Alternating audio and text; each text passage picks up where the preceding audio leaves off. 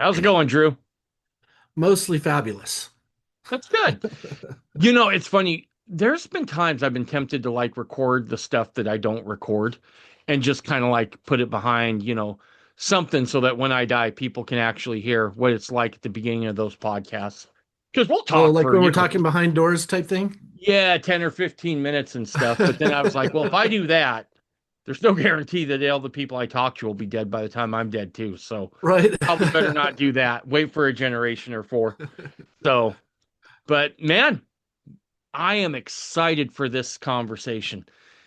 It's on the nativity. And Drew, sometimes I think because of the over commercialization of the holiday, we have such a skewed version of what the nativity scene probably looked like, right? What Yep. the nativity was. It's not what we're used to seeing. And and honestly, I'm not sure this is one of those things that anybody ever started out with it being nefarious, right? I just think they were looking at trying to condense a whole story into one scene, and it kind of caught fire. Yeah. Yeah. And I think in the process, um, people really like tradition, and we don't really care too much about truth in comparison. We just Right. like we like to do things the way we grew up and have the comfort of the familiar. Um, the problem with that, and there's a great quote. Oh, here I found it. It's a quote by Kenneth Bailey, who's a, a biblical scholar who grew up as an Arab in Palestine, I believe, and got kind of annoyed about nativity traditions, especially the Western tradition. And he made this observation. He said, "The more familiar we are with the biblical story, the more difficult it is to view it outside the way it has always been understood. The birth of Jesus is such a story." So I think you're exactly right. We're so caught up in buying the presents. We're so caught up in putting up a tree and lights and whatever else people do that we completely start ignoring what really happened. We pull out last minute, Luke 2, dress up our kids as sheep and donkeys, put a doll in a little creche and call that the nativity. And if you're really exuberant, then you go to Temple Square or you go to some place that's got nativity and you go smell the donkey and the sheep and the ox and watch the portrayal of what never happened and consider that the Christmas story that is truly the most important one and figure you've done a good job in instilling good tradition, but even still almost none of that is accurate. I mean, the stuff we see portrayed, uh, I don't know, being somewhat critical of it, I've not seen a decent nativity portrayal in the last 15, 20 years, at least. Yeah, it's always a fine line with these things, right? Because on one hand, I'm a guy who thinks that good traditions are something that can absolutely preserve faith, right? Yes. On the other Yeah. hand, if you're not careful with those traditions, they somehow creep in and become doctrine to Yep. people. And they get twisted. And they get twisted. Exactly. They never But seem to last how they were started. no, no. And I look, I get beat up a lot over my stance on the holidays, right? I think they're a good thing. And people say, well, they have pagan roots. And I'm like, well, yes, but so did the gold that was tossed at the Israelites as they left Egypt.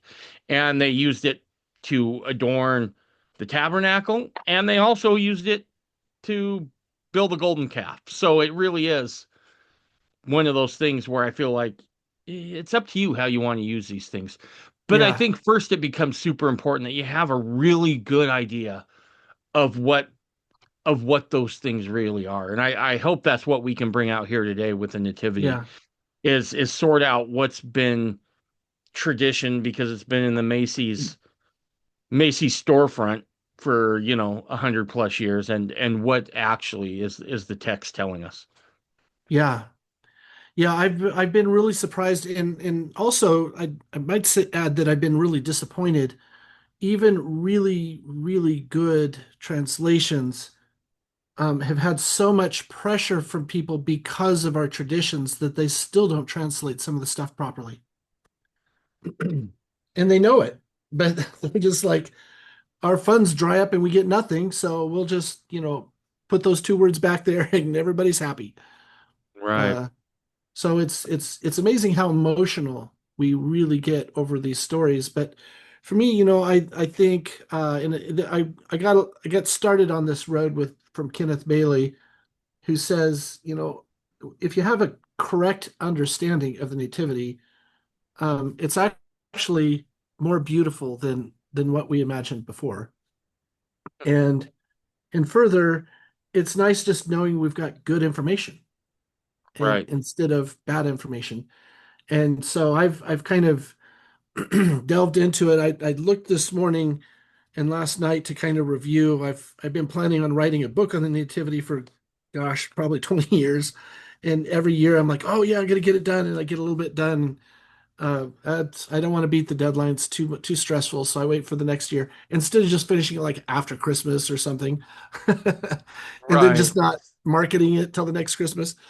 But at any rate, as I was doing, I've got over 70 pages, typed pages with almost none of my commentary, just commentary from ancient Near Eastern biblical commentaries and so forth. And there's just a massive amount of information that we have about the Nativity that a lot of it's more or less inconsequential, but interesting at least to Sure. give us a better perspective and a better understanding of what we're really looking at. Sure. Absolutely. Well, let's dig in. Okay. So, excuse me, sorry.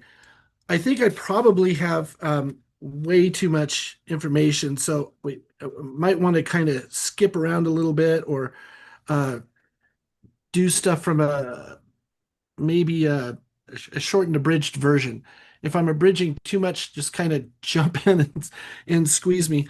I have done 4 podcasts of this on my own channel and delved in some of the more detail, but even there, after 4 hours of podcasting on it, there's still probably another 3 hours that I haven't covered.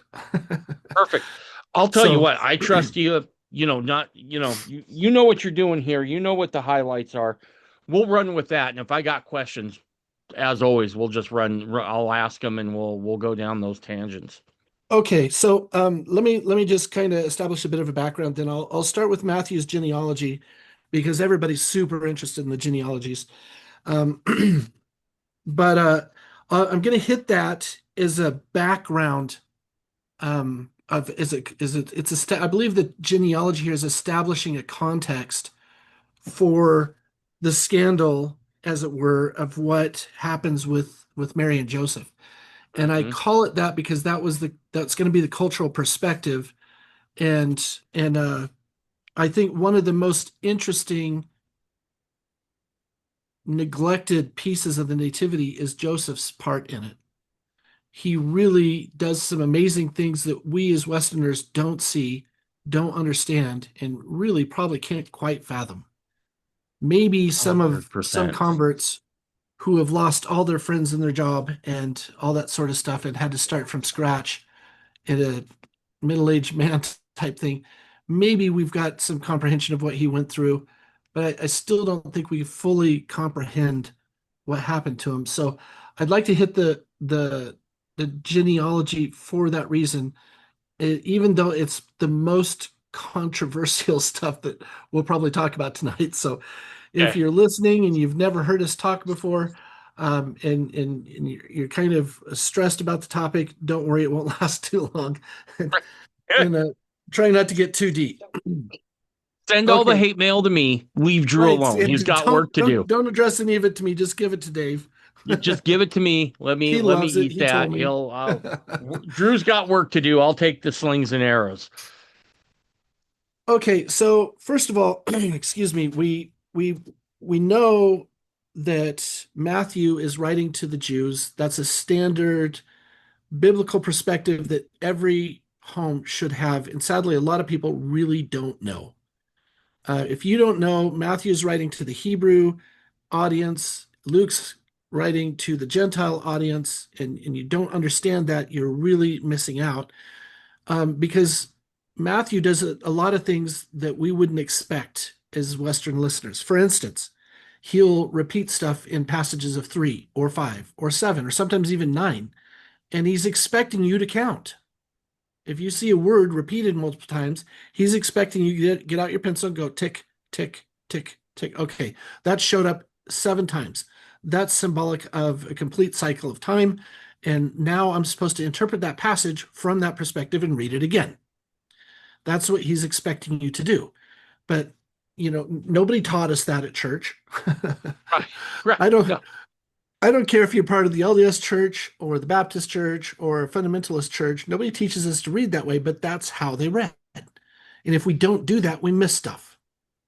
So, at the end of the genealogy, he says, so all the generations from Abraham to David were 14, and from David to the deportation of Babylon was 14, and for deportation of Babylon to Messiah was 14.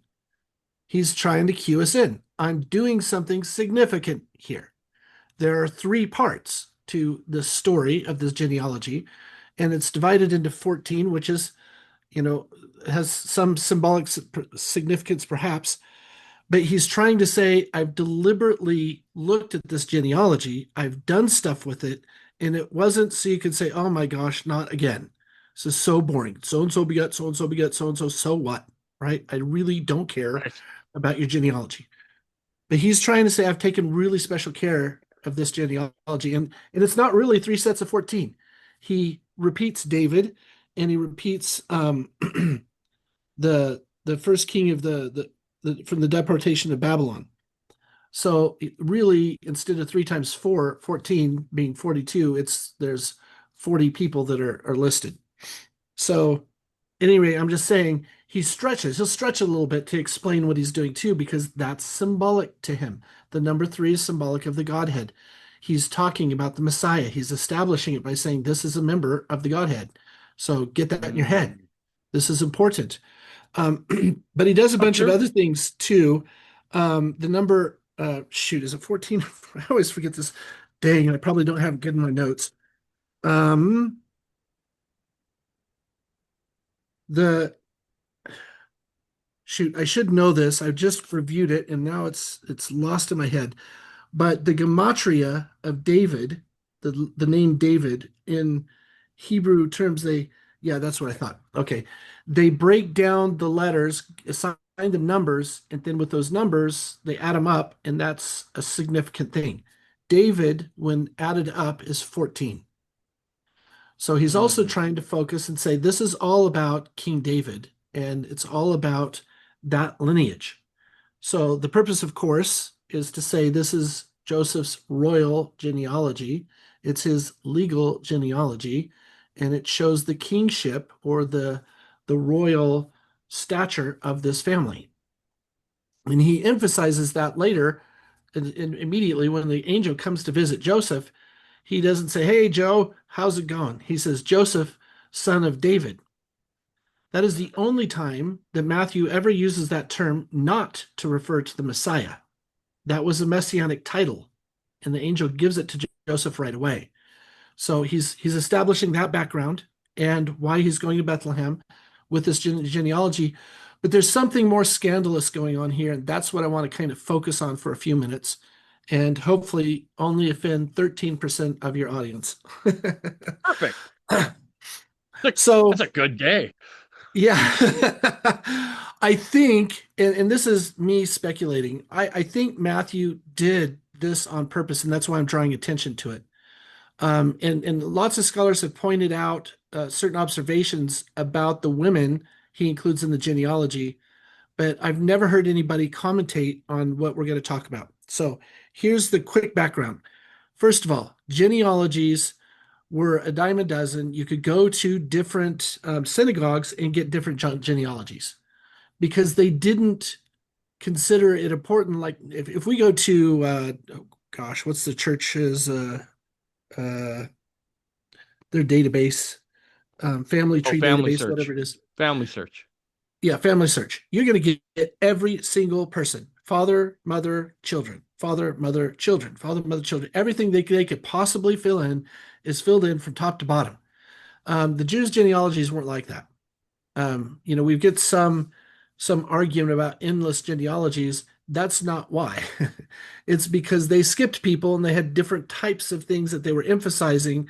And they have different lines too, but they would develop their genealogies to prove a point or to emphasize something.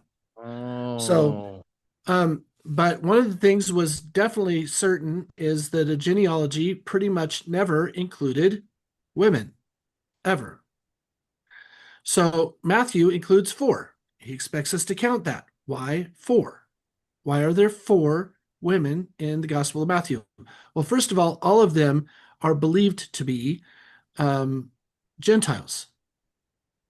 And so Matthew is very careful all throughout his gospel to hint that the gospel will eventually be given to all of the Gentiles. So it's the four corners of the earth represents the entire world. So having four women who are all Gentiles is foreshadowing the gospel is going to go to all the world. So that's an Ooh. interesting detail that a lot of older commentators make, but isn't emphasized as much today because we kind of take it for granted. That was a big deal back then. But then there's a second layer of these four women that a lot of commentators mention, but kind of wrap it up in bail. And that is each one of these women has at least the shadow, implication, accusation, or some sort of story behind her that includes sexual scandal. And that I think is super interesting. And I think he did that on Yeah, purpose. So let's go one by one. And I'm not going to do a long version of this because people can go read their own scriptures and find commentary and so forth. And I don't want to belabor the point and focus on this too much, but it really sets up and establishes a fabulous context for what's going to absolutely. happen with Joseph, which I do want to focus on. So first of all, we have Tamar. Okay. So Tamar is kind of an easy person to see. And by the way, all of these women were considered by most Jews as to be righteous women, despite their sexual scandal, which is an important detail. And being Tamar, Gentiles, right? yeah, Tamar gets married to one of Judah's sons, and God smites him and kills him. So, not the best situation for Tamar. So she goes to Judah and says, "Hey, God smote him, killed him. I need another husband. I'm supposed to, under Jewish law, called levirate marriage, which there's a lot of debate over what that means and what the parameters are and so forth. But under Jewish law, if your husband died, you were entitled to marry the next in line of the sons, usually the next younger, because otherwise um, you'd be running into the problem that the sons are all dead. Right. So they usually would go to the next younger son, but not always. It could be anybody in the family. So she goes to Judah and says, "Hey, I need another husband." He says, "All right." So he gives her another husband. And that's the husband that famously is smitten by God as well for spilling his seed. What's happening here is if she gets pregnant and has a son, that son inherits all of that new husband's land and title and all that sort of stuff because he doesn't have older sons. The firstborn gets the land and all the ownership of everything and is supposed to become basically the new father of the family and takes care of everybody. But this husband doesn't have that, and he doesn't want her to have that.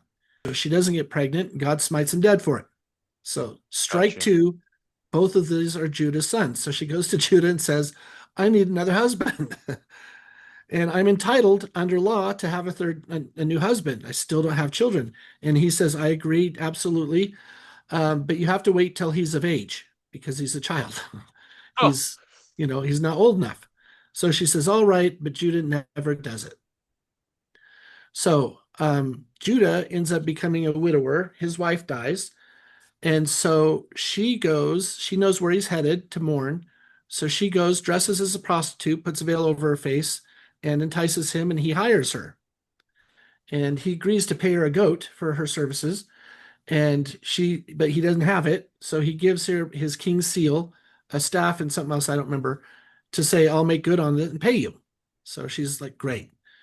So a couple months later, Tamar is found out to be pregnant, and King Judah says she is going to be killed because she's not supposed to be um, having any relations because her husband's dead. So he was going to have her, I believe, burned at stake for it. But she sends the insignia and the staff and whatever the third thing was, and says, "This is the father. These things belong to the father." And he recognizes the situation, so he's like, "Oh, just kidding. We're not going to kill her, and leave her alone." And that's it. Well, that is pretty scandalous at the end of the day Right. because they're not married. She's entitled to have a husband and to be married, and he's got the duty to do it, but he doesn't do it. And she's not ever listed in the scriptures as being a bad girl for that. Right. But everybody looks at it and says that's kind of, we would call that adultery, or we would call it something bad today. And we would say you've lost your exaltation and, you're bad or whatever.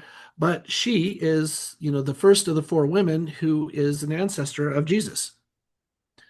So then we go to number two, who is Rahab.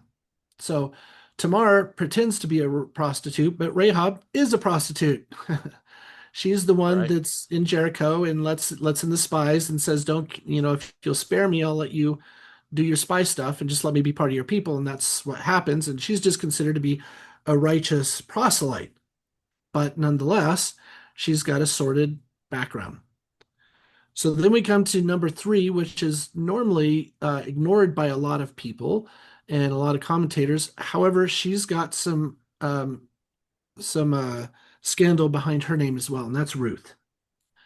So there is, and I'm not saying this is every scholar by any means. This is a very controversial take on things, but it's been something that's been really heavily written about in recent years. In fact, they even made a movie about it. um, But Ruth, when she's talking with Naomi at one point, kisses Naomi. And everybody says, oh, well, the Middle Easterners do that all the time, kiss on the cheek. And came back on my mission, they did what's called a qua kiss, kind of touch cheeks and make the kiss sound, but you don't really kiss. That's kind of normal for Arab countries. Nobody really thinks much about it. But the following sentences, one of them says, and Ruth clave to Naomi. And that word, if I recall right, is Badak or Badak. And the word is the same one used in Genesis, where it says, "Therefore shall a man leave his mother and father and cleave unto his wife," and none else. The word is also used in other places in the Old Testament to refer to a sexual union. So the word, however, is also used to refer to the word tongue-tied, right? And some things that are completely non-sexual. So there's this question mark: is this a sexual word or not? Well, in Jerusalem rabbinic tradition, being bisexual or being a lesbian woman was a bad sin. It was a wicked thing, and it was a sordid problem, and that made you an evil person. Galilean rabbis at the time of Christ, however, didn't think it was a big deal. They didn't care. So this doesn't affect inheritance laws. It doesn't affect other things. She can't get pregnant. No harm, no foul. We don't care. So even among the Jews, it was really controversial whether this was okay or not. But then there's also the controversy: is that what the text meant or not? But nevertheless, the shadow of controversy is there. The question is there, and the uncertainty is there, and it's of sexual nature, like the other three women. So that's Ruth. So we've got pretend prostitute, possibly bisexual. And then, of course, she lays at the feet of Boaz when they're not in the marriage ceremony. Basically, that was a tradition. Lying at the feet of a man was saying, "Let's consummate," and and in some circles that was understood to be the marriage ceremony for those who didn't want the Hmm. pomp and circumstance. That's also controversial, and I'm not trying to say any of these things are right or any of these things are wrong. Only that there's a shadow of controversy, and of scandal with each of these women. Now we go I to understand. Bathsheba. She's last. And Matthew doesn't even name her. And most people just kind of gloss over that, just says, the wife of King David, who David had taken from Uriah, right? Mother of Solomon. And they just kind of ignore um, that her name isn't listed. But a lot of commentators look and say, Matthew seems to look upon her with disdain. He won't even name her. Hmm. And most people look at Bathsheba and say, well, it's not her fault. you know, she's not the one that sent her husband to the forefront and all this sort of stuff.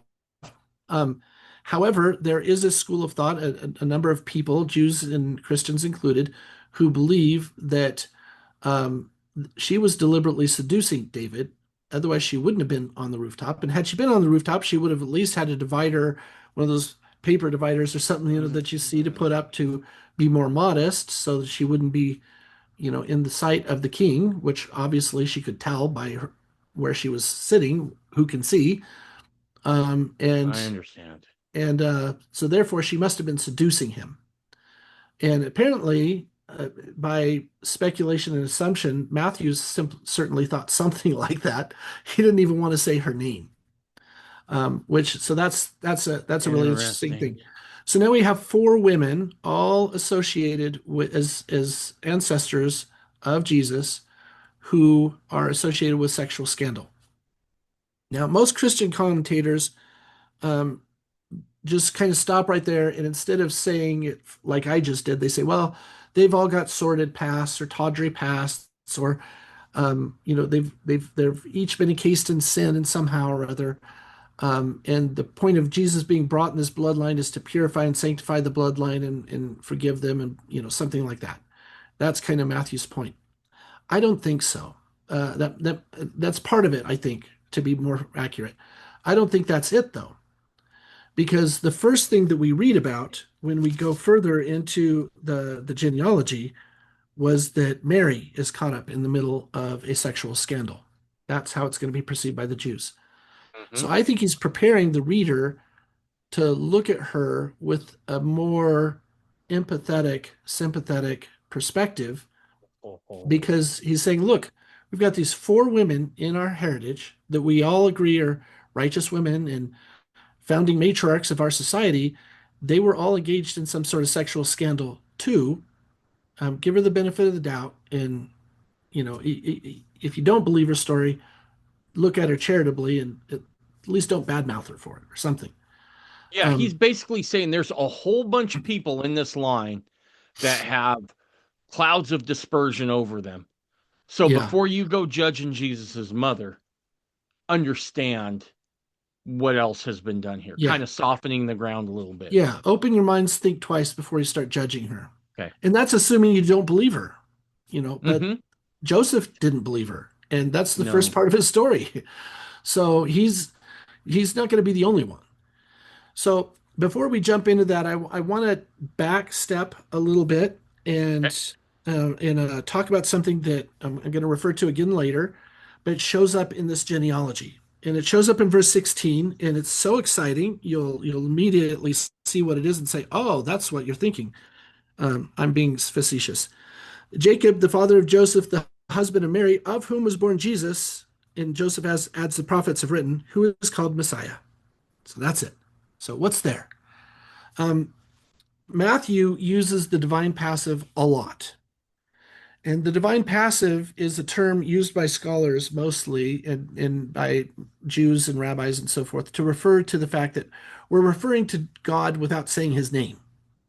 We're all familiar Mm. with they don't want to say Elohim, and so they start saying Jehovah, and then they want to say Jehovah, so they call him Adonai. And, there's this constant recycling of we've got to call him something else. And Jesus in the Gospel of Matthew frequently says, He who is in the heavens, He who hears all things, He of whom we don't speak his name or something, pre-Voldemort. So he's constantly speaking in this divine passive, so he doesn't say the name of God. Now, I don't think that's because Jesus thinks it's wrong. I think he's just catering to his audience. But here it says the husband of Mary, of whom was born Jesus. Now, that looks like a divine passive. And from a Mormon perspective, it certainly makes sense for that to be a divine passive. You know, Mary, of whom was born Jesus, is saying, God the Father is the Father here, but we're not going to say his name. Now, there's a Mm, counterpoint to that. There's also argument against it, which I think could be an argument for it as well. And that's this: of whom is gender feminine in Hebrew, or in, yeah, I believe it's in Hebrew. Aramaic could be referring to the Greek, but I'm forgetting, and my notes aren't clear. So, but at any rate, so it's saying it's feminine there, and I believe that's referring to the Aramaic or the Hebrew.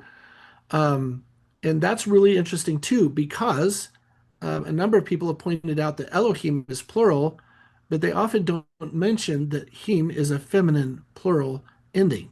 hmm So some fundamentalists will look at that and say, well, that's because in order to have a Godhead, it has to be Father, Mother in heaven, has to be husband, wife.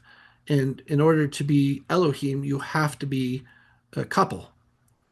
So saying that it's a feminine plural of whom doesn't cast aspersion to the possibility that this is a divine passive. In fact, it could emphasize that he's thinking back to the term Elohim as the Father, as opposed to using the term Jehovah.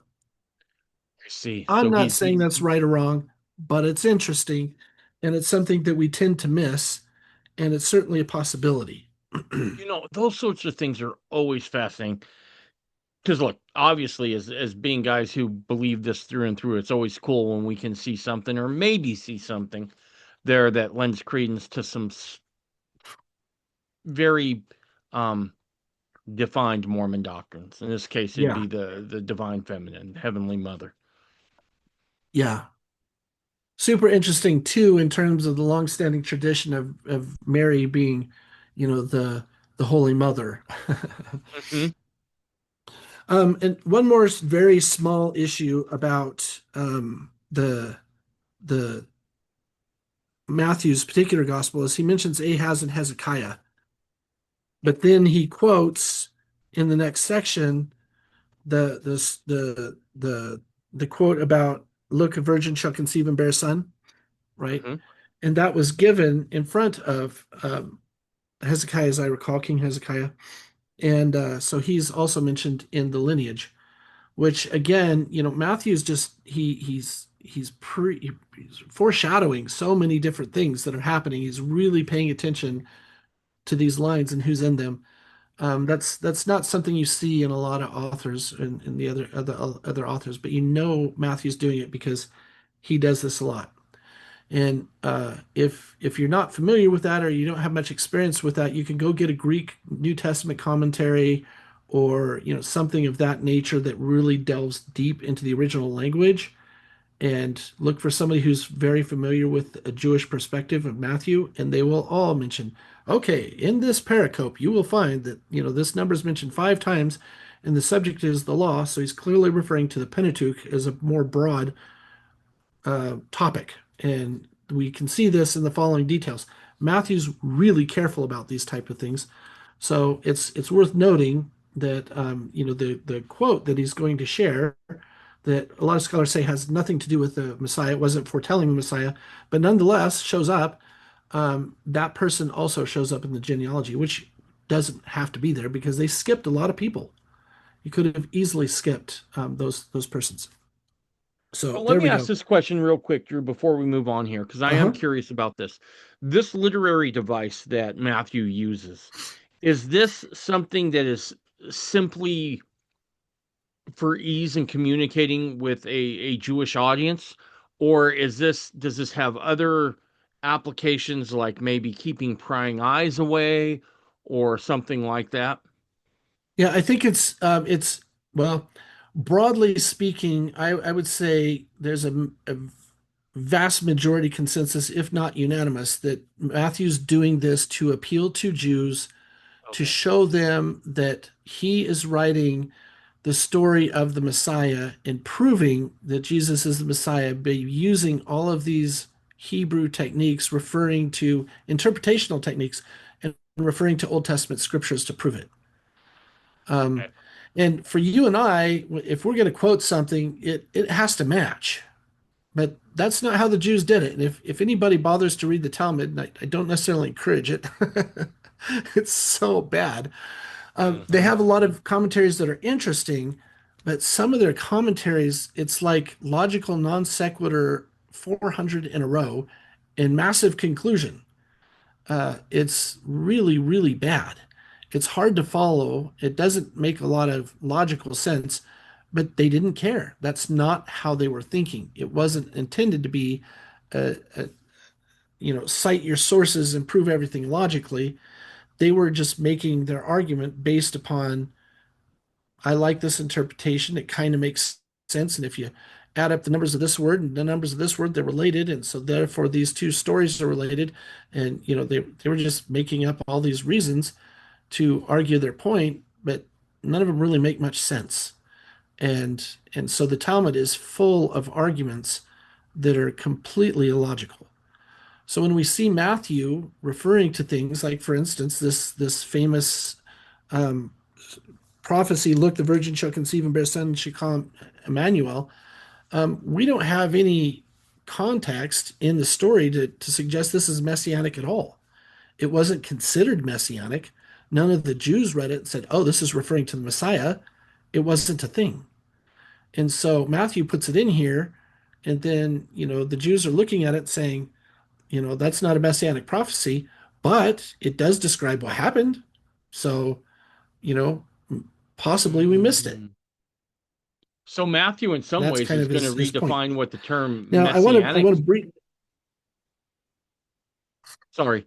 So At some Matthew's point, yeah, even some of his scriptures clearly were not previously accepted as messianic, but he's making them messianic. interesting. That He's is proposing that's how it should have been interpreted, or at least that this is a dual fulfillment and should be seen this way. Because he does say, "as it is written."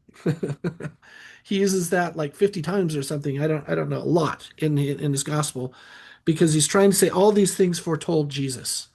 That's what they were doing. totally, totally. And then, real quick, can you tell the audience what the Talmud is exactly? Okay, so there were two major Talmuds. I think there's a third one that didn't get completed or something. I'm not a super big expert on that. But there was a Jerusalem Talmud and a Babylonian Talmud.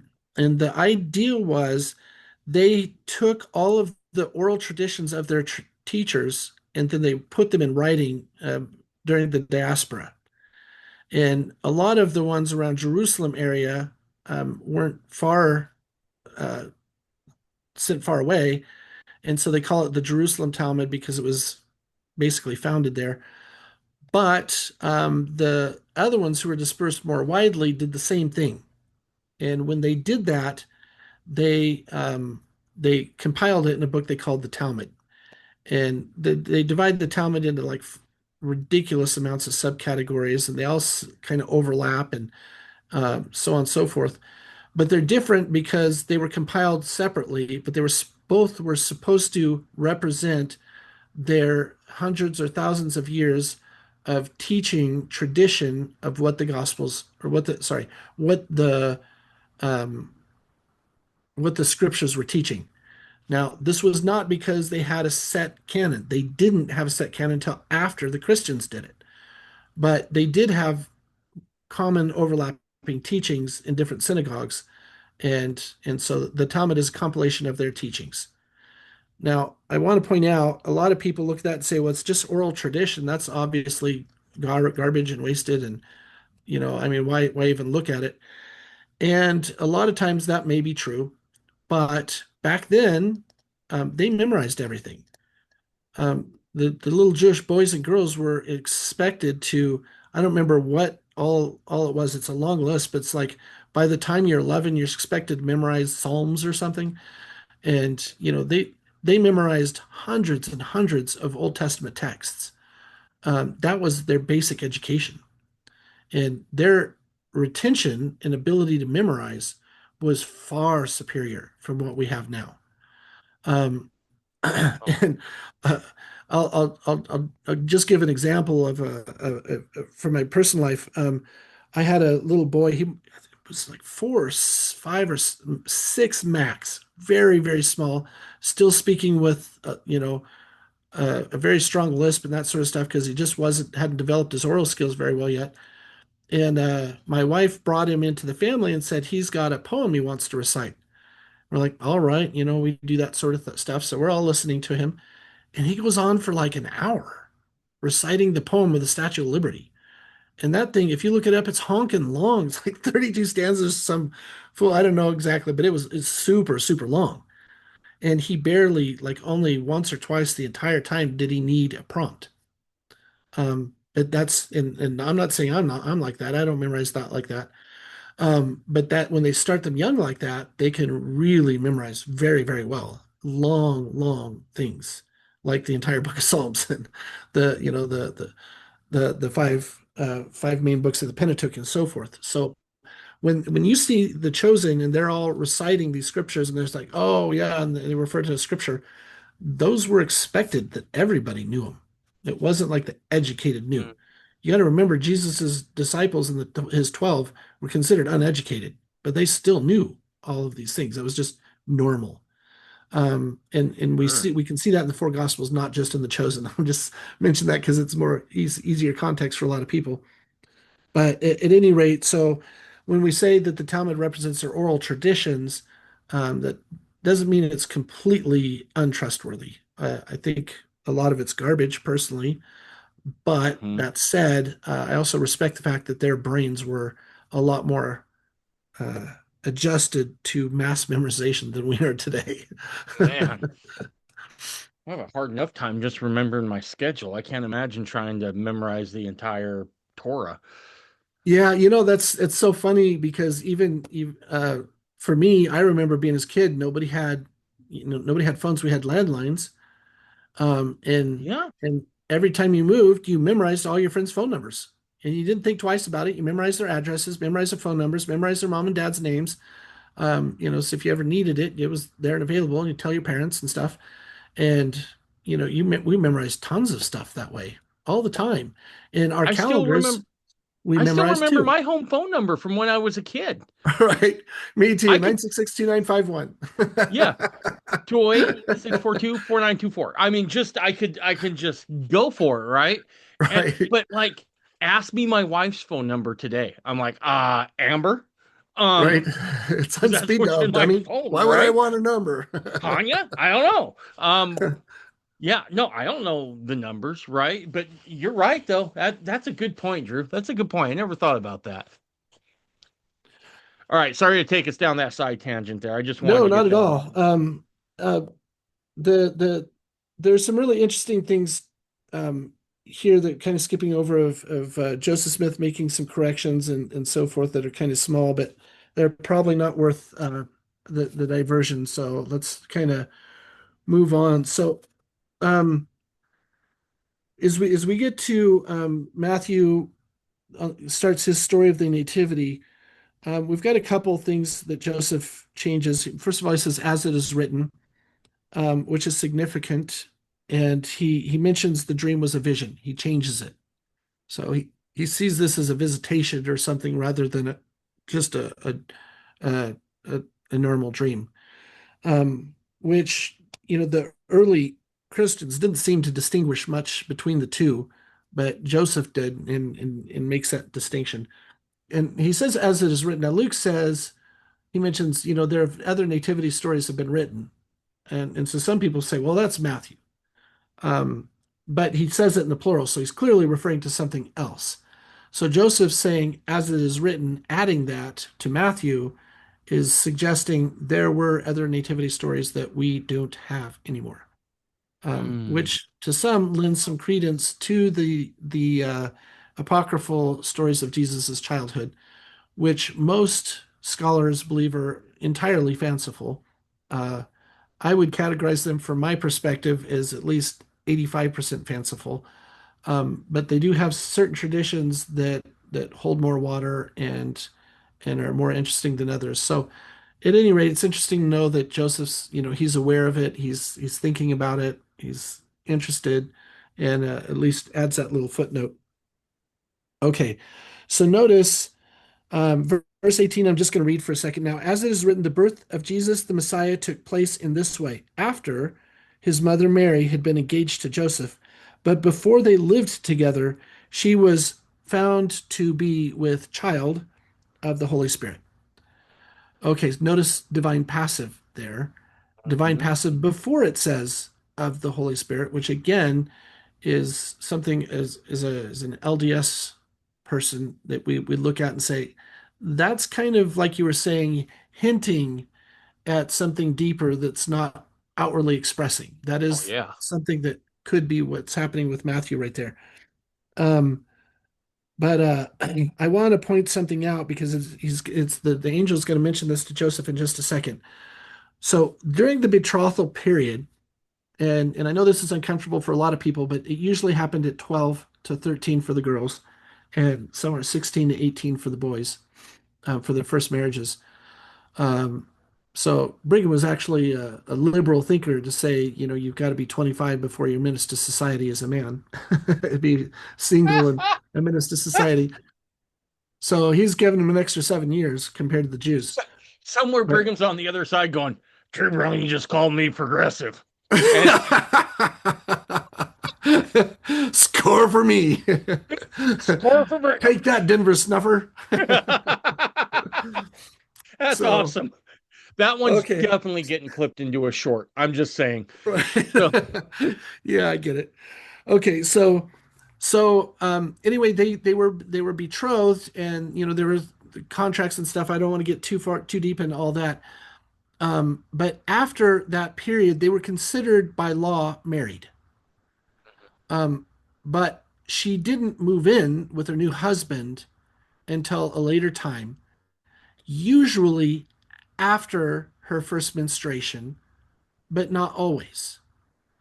And so there was a designated time and word, and I don't remember the word. There's a designated ritual where she went from her father's house to her husband's house. And that's why we get the parable of the 10 virgins and the lamps mhm. and all that sort of stuff.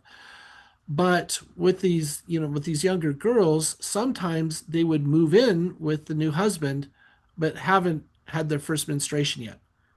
So then there's a second word for consummating the marriage. That is also a ritual that they had, um, and that's those are all phases of the marriage. So the actual betrothal is legally marriage, but there's a following expected two stages to that. That one, she's going to move in with him, and then she's going to consummate, and hopefully those happen at the same time.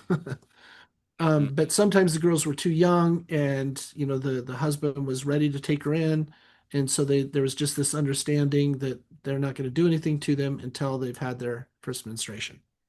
So I mentioned I that think this because is important too. I just, it's a sad state of affairs. I feel like I got to do this with these kind of conversations, but nonetheless, and that's, you can't judge things through presentism, because right now I promise you, somewhere there's a blue-haired crazy feminazi who's going to come and say, you're for child brides. No, that's not what we're Mhm. saying. What we're saying is, Yeah, this is what was acceptable in that time period during those days. And that's what that, was normal during those right, days. that's what was normal.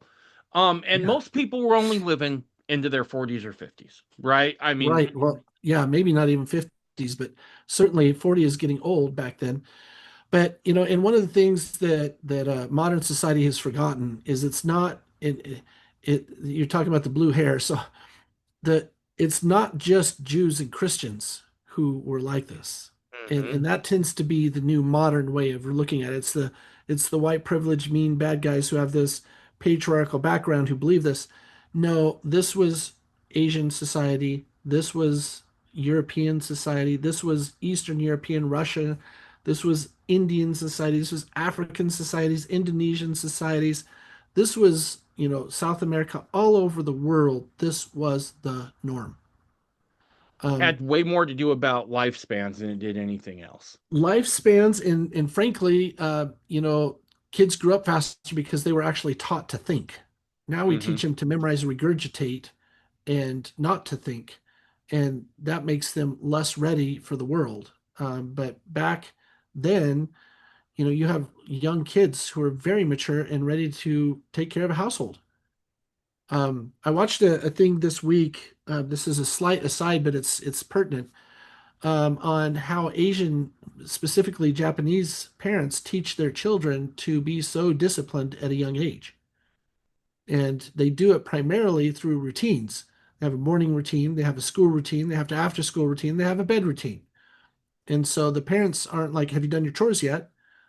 The parents say, where are you in this routine? And the kid would be like, Mm, oh, this is where I'm at. And they're so used to, kids love routines. They feel comfortable with the routine. So they'll just immediately be like, oh, I'm supposed to be in the middle of this routine, and they will just go do it and take care of things. And they also teach, like, they don't say, hey, you forgot your jacket. They don't do that. They say, if you're going to school and it's cold, what do you suppose would be good to have? And then they'll be like, mm, oh, yeah. So they grow up and teach in a way that they have to make up their own decisions, and they're taking care of themselves. Mom's not taking care of me. She's reminding me I'm supposed to take care of myself. And that attitude is huge.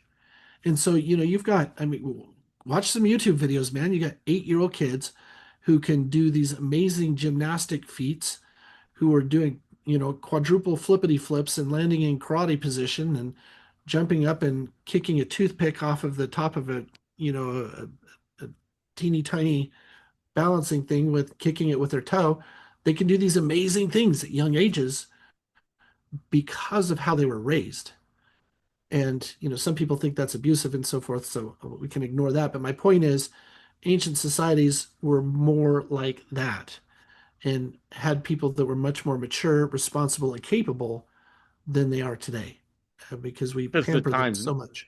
yeah, the times necessitated that, right? I mean, Yeah, if you're only living till your mid 40s, I mean, you got to kind of get out there, get a family going, and really take off from there.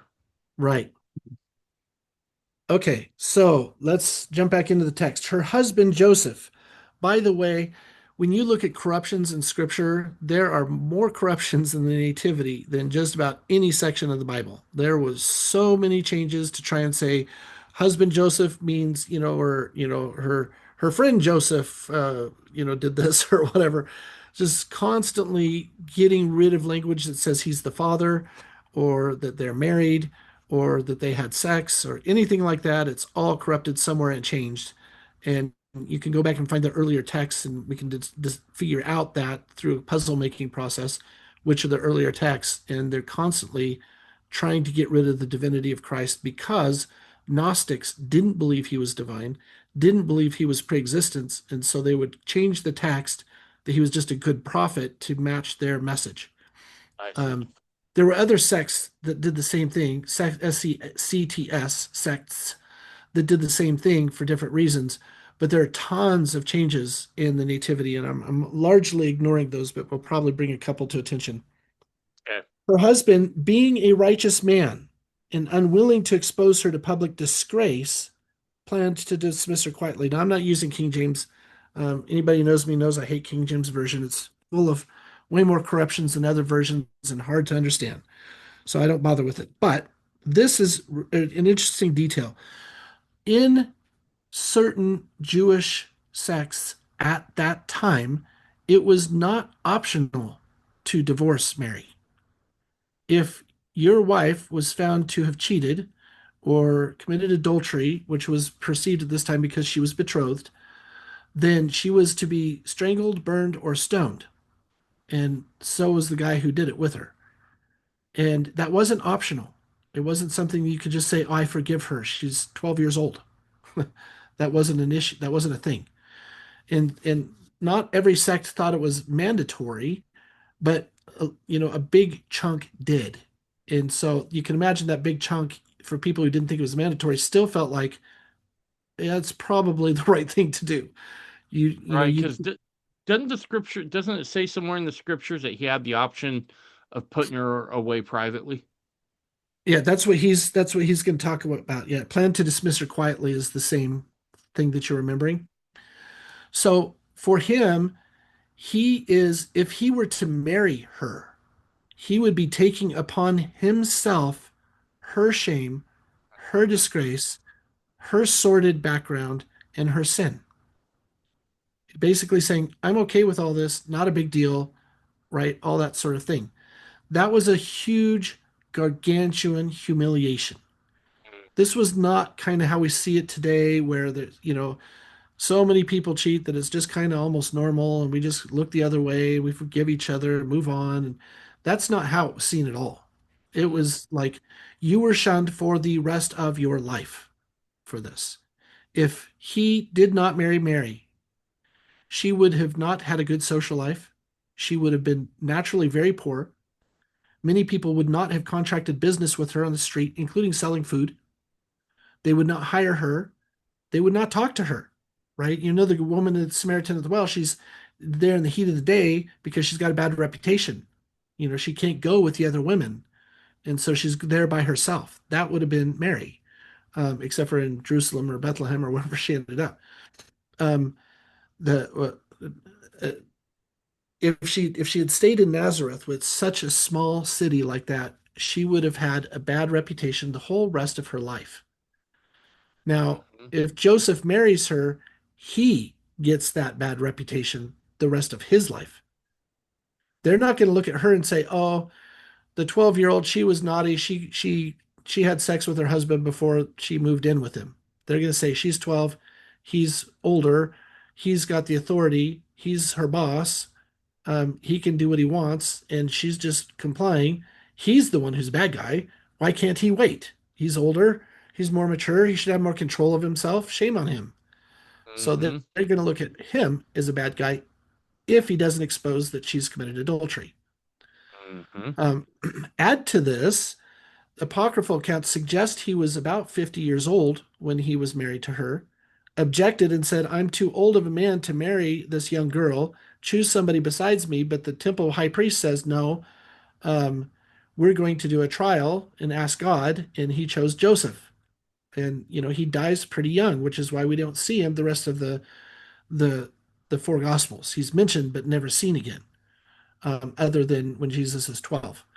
So this is one of those suggestions. Again, if he's older, this is going to look really bad for him.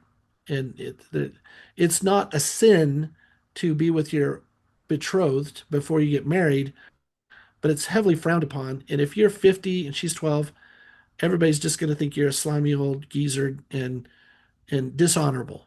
And so his whole life of having a reputation as being a righteous man is lost. So this is a really, really big deal for Joseph. And not only that, we have apocryphal suggestions that he had other wives. So imagine we know from later accounts in the Gospels that his family did not know about his miraculous conception, or as it's called. They did not know the story that Joseph was not the natural father. They'd never heard that. Everybody that meets Jesus says Joseph was your father. We knew him. Nobody says, well, God's your father and Joseph just raised you.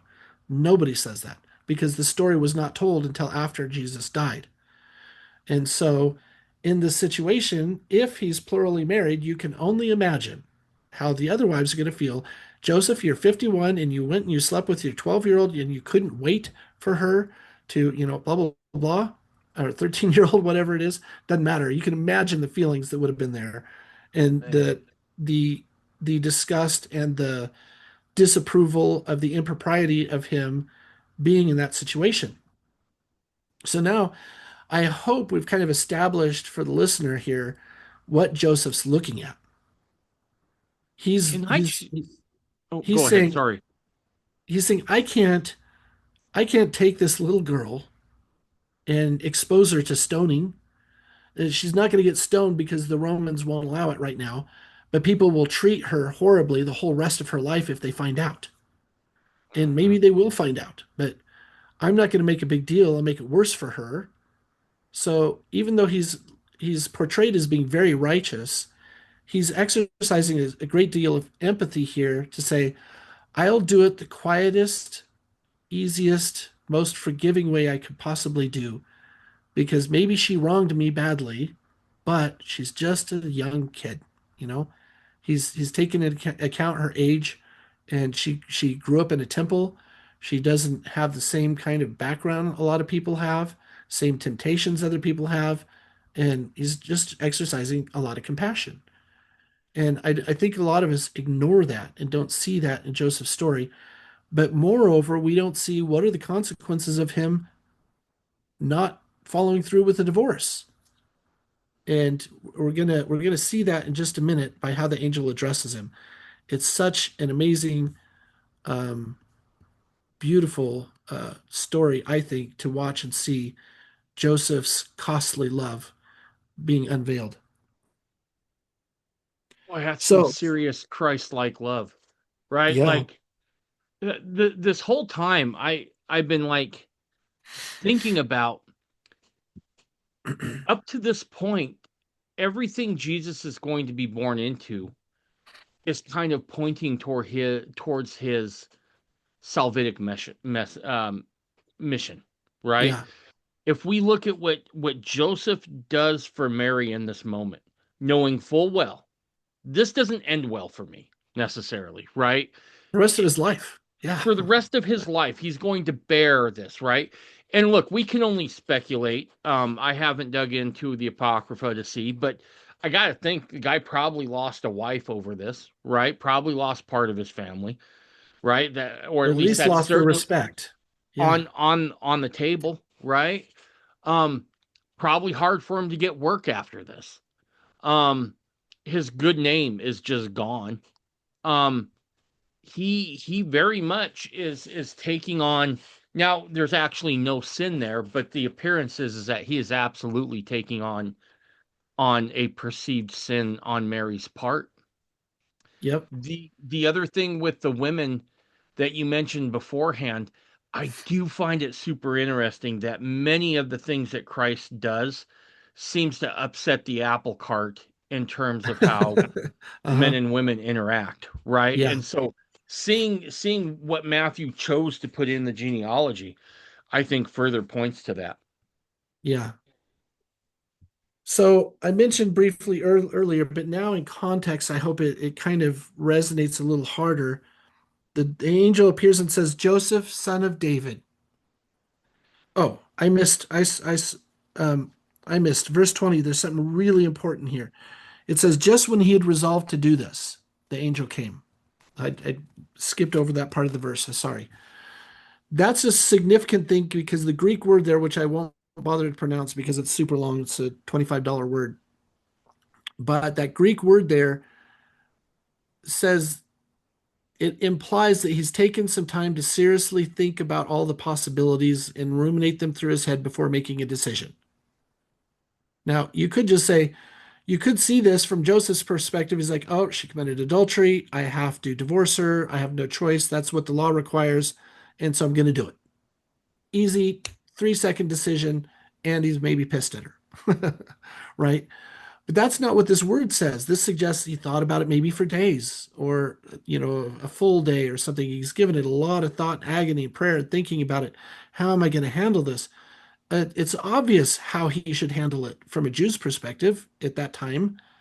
And, Mhm. and he apparently doesn't believe Mary, or he wouldn't have decided what he was going to do. But he thought about it carefully. So that's a really important detail. This wasn't just a spur of the moment, oh, this is what I'm supposed to do, so I'm going to do it. He really agonizes over this. And then when the angel shows up, he says, Joseph, son of David. Now, the angel's purpose is to correct him. And he could say, come on, Joseph, you're old. Haven't you discerned the Spirit? Haven't you learned to tell when God is speaking through somebody? Can't you discern these things? What's your problem? Right? He Mhm. could have come and rebuked him, but he doesn't.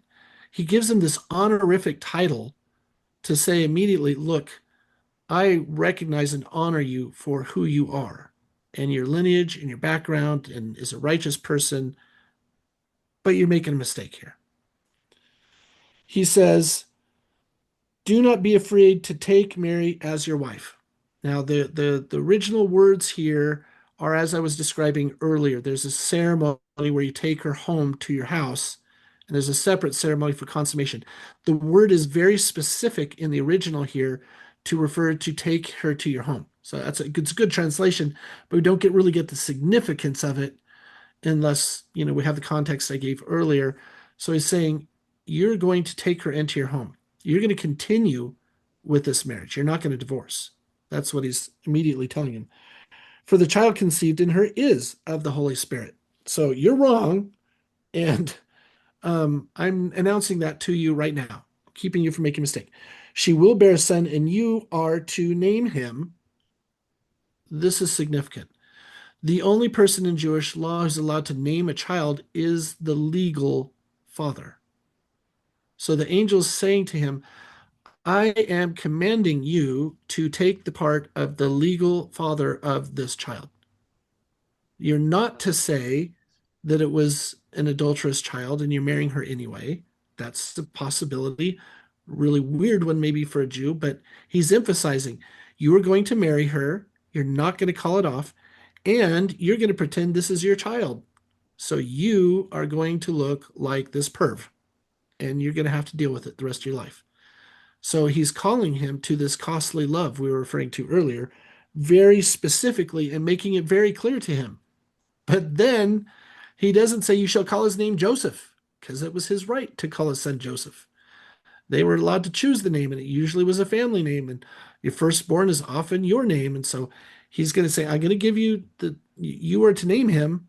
He doesn't give him a choice either. He says, and I'm going to tell you what to name him, which for names back then was a really big deal. It was not just a title, it was to describe your destiny or your mission or whatever. And that was a father's right and privilege to pray about and get revelation on and think about, and or maybe just name it after himself because none of his other wives did or whatever. It's, this is a really big deal for them, more than it is today, even though it's still kind of a big deal today.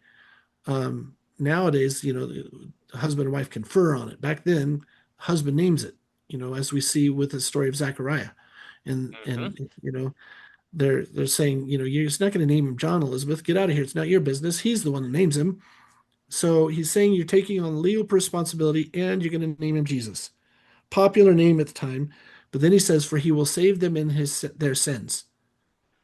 And it says his people there, save his people from their sins. So that perspective alone is a really interesting detail that was not clearly understood at Jesus's time until after he's gone through, the atonement. People didn't really understand what it meant that they were his people or that he was saving them from their sins. But this is what Joseph gets right away, some kind of big doctrinal revelations we don't Mhm. appreciate when we read it. It's just that's the pretty words we read at Christmas. But there's, this is new doctrine for him and new doctrine for the people. And then he says, this took place to fulfill all things that had been spoken by the Lord through the prophets. And then it does the quote, look, the virgin shall conceive and bear a son, you shall name him Emmanuel, which means God is with us. There's all sorts of background on that I don't want to get into because honestly, I think it's a little bit boring. But I do want to point out this usage of the word virgin. And, I remember being in the mainstream church, I heard so many times, oh, these other translations, they call her a young girl or a young maiden, but they don't want, it's not important that they call her a virgin. And, so they don't translate it well, blah, blah, blah. And they say all these things. That's just ignorance as far as the Jewish culture is concerned and the Hebrew language. The word here is Alma, and it refers to young girl. That's it. It doesn't specify if she's a virgin or not. But that said, if you were a Hebrew or if you're a first century Jew and you're seeing the word Alma, you're going to assume she's a virgin unless somebody says otherwise. There's no reason to assume a 12-year-old is not a virgin. And you're just not going to assume that's the case or not the case unless somebody says, oh, by the way, she's on her second baby. then Sure. then you might think something. So using the word and translating young woman is not denigrating and saying she's not a virgin or that's not important. It's just the word they used. but in their culture, that was presumed. And I think that's an important part, not to be bashing on translations for being accurate, and suggesting they're trying to encourage a belief in something else because it's not. It's just a different culture that they're referring to. Okay, now this is significant. This happens three times with Joseph, maybe four, and each time is the exact same. When Joseph awoke out of his vision, he did as the Lord commanded him. He took her as wife, but had no marital relations with her until she had borne a son, and he named him Jesus. In each case, when Joseph is warned by an angel, he immediately obeys. He quietly obeys. We don't have him say, "Well, I don't know. I'm kind of concerned about this," or "What about this?" or "Well, if I do this, then this might happen." He, he might maybe ask questions in the vision. We don't have record of that, but as soon as he wakes up, he's like, "All right, we're going to Egypt. All right, we're going to Nazareth. All right, we're gonna, we're moving. Angel told me to do something. It's done." His immediate obedience. Um, and this translation is actually a really good one. And it's from it's like the Greek New Testament commentary or something like that. I don't remember which one I got it from. Um, but it said he had no marital relations with her until she had borne a son. That was taken out of a lot of early texts, and it's softened in the King James version. But the point is clear. Mary had other children later. And more interestingly, um, where maybe it's an earlier one.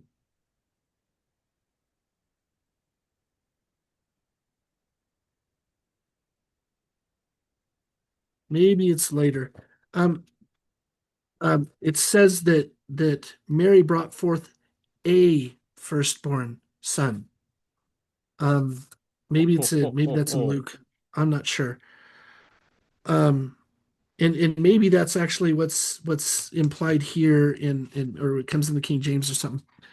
But at any rate, it uses a specific non-definite article for a firstborn Ford as opposed to a definite article, the firstborn son, implying that Jesus is her firstborn, but Joseph later had his firstborn as well. And of I course, see. we see later in the Gospels, his brothers and sisters are mentioned as coming and saying, they're trying to get to you. They think you've gone crazy. But it refers to them, and the Greek word that's used, as I recall, refers to at least two girls and one boy. So we know had at least three siblings from Joseph. Um, but at any rate, because the Catholic tradition that she was perpetually a virgin for her whole life, they don't talk about that. They don't like to mention that. But I think it's interesting from a Mormon perspective when we understand that God the Father was her first husband, the one for eternity, and Joseph was the one for time, that we see that she does have other children with him. And some commentators have noticed and kind of uh, uh, snubbed Catholicism's perspective by saying, as a Hebrew woman, it it honors her to say she fulfilled what was required of her by being a mother. That's what her job was. That's the most important thing a woman can do. And to say she never had children again is to rob her of that. And so So anyway, it's kind of that's disparaging from a Jewish point of view to say yeah. that she never had children after that. Yeah, it's like saying Jesus was never married. It's the same kind of idea.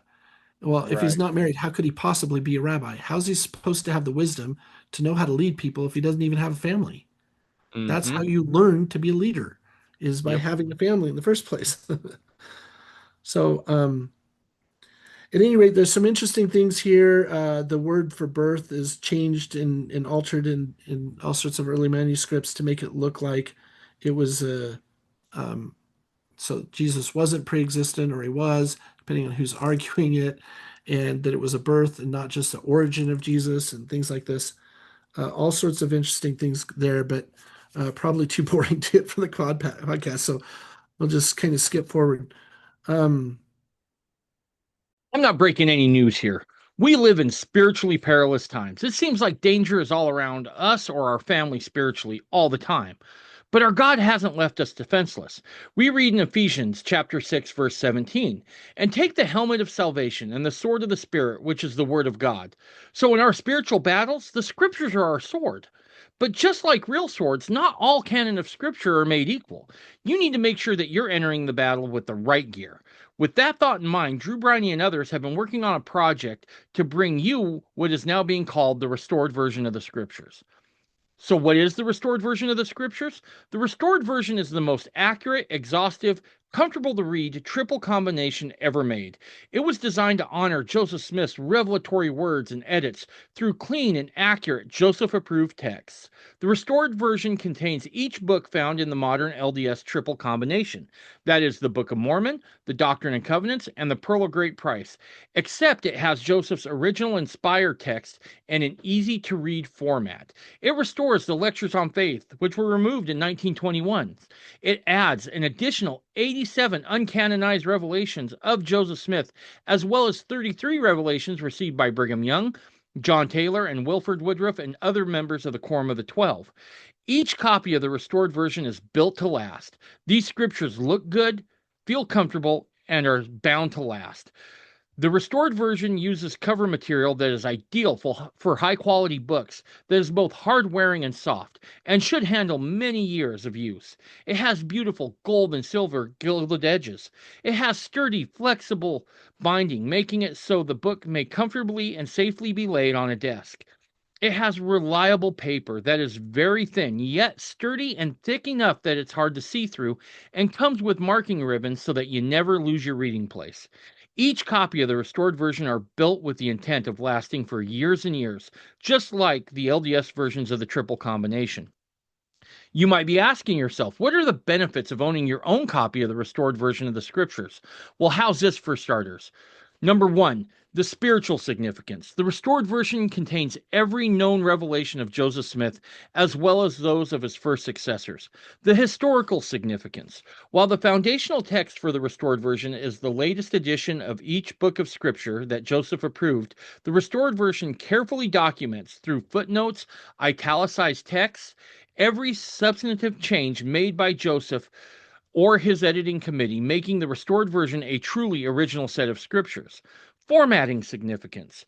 The restored version contains no columns, no cumbersome cross references, and no paragraph breaks at every verse, just like the original, and has been improved with many verse numbers in the paragraphs, which provide a smooth, seamless reading experience that makes it easy to lose track of time while reading and makes it easier to see the larger narrative within the scriptures.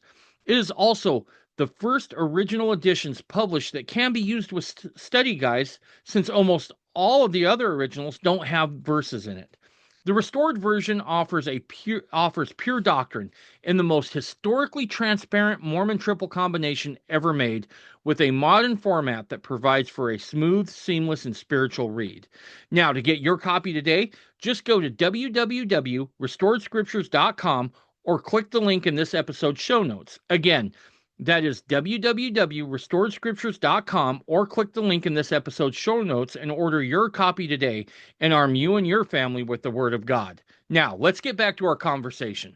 Okay, so let's get back to we're in Matthew chapter 2 now. Okay? And there is so much here. I never know how much to. I focus every year when I do the Christmas presents with my kids. Before we open, we go over the nativity, and usually Mm-hmm. we do it the night before and the day, and remind the kids that the practice of trading presents stemmed with the magi, bringing gold, frankincense, and myrrh, and that they actually showed up about Christmas time, and that appears to be why we do it at Christmas time, and that's not really his birth. And we talk about some of these things, but there are a lot of traditions about the Magi that are really, really interesting. I did a podcast on a review of the book called Revelation of the Magi, which purports to be an ancient document about the Magi's trip to come find Jesus, and was hidden in the Vatican for hundreds of years and that sort of stuff. Anyway, interesting book. I'll allude a little bit to what's going on there. But if I forget, Dave, don't forget to remind me. about the tradition of Adam and Eve in the gold, frankincense, and myrrh, and where these magi got Oh, it, if I don't mention that. yeah, no, I'm going to remember that. Real quick, Okay. and if you're going to mention this somewhere in your notes there, that's great. But who were the Magi exactly, according to this revelation of the Magi that Yeah. you So talked about? that's scholars have said, oh, they're clearly Persians. No, they're not Persians. They're from somewhere in the ancient Near East, but they're probably about 50 miles north of where the Persians would be. They have all these arguments based on star alignments and all this sort of stuff. The book Revelation of the Magi, I don't recall. It seems like it might have indicated they were Persian, but I don't recall. Because frankly, I just don't care about geography. Hmm. I care about doctrine, not geography. So, at any rate, the tradition in that book basically says that there was a sect of monks, and I don't think they use that term, but it's something like that, that had been given to guard gold, frankincense, and myrrh that had been given to Adam and Eve in the Garden of Eden. Possibly might say that. I think it says that. I'm not positive. But at any rate, they were to guard the gold, frankincense, and myrrh, for the day would come when it would be revealed to them through the heavens that a King Messiah had been born among the Jews, and they were to go and find him and deliver those presents. And Interesting. That was their whole reason for being in that for monastic hundreds of order, if you years, will. yeah, they just kept, it was like kind of a masonry type idea, brotherhood, and they're keeping the secret alive type thing.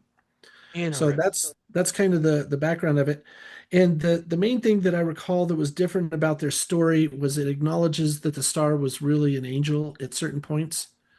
Um, and there are stars that line up at a certain point, and people have argued 15, 20 different stars lining up is this is Jesus's birth and blah blah blah.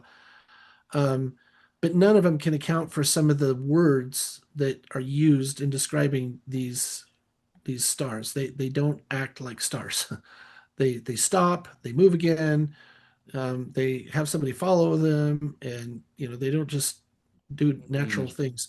So there's been speculation that stars often refer to angels, and maybe this is one of those situations.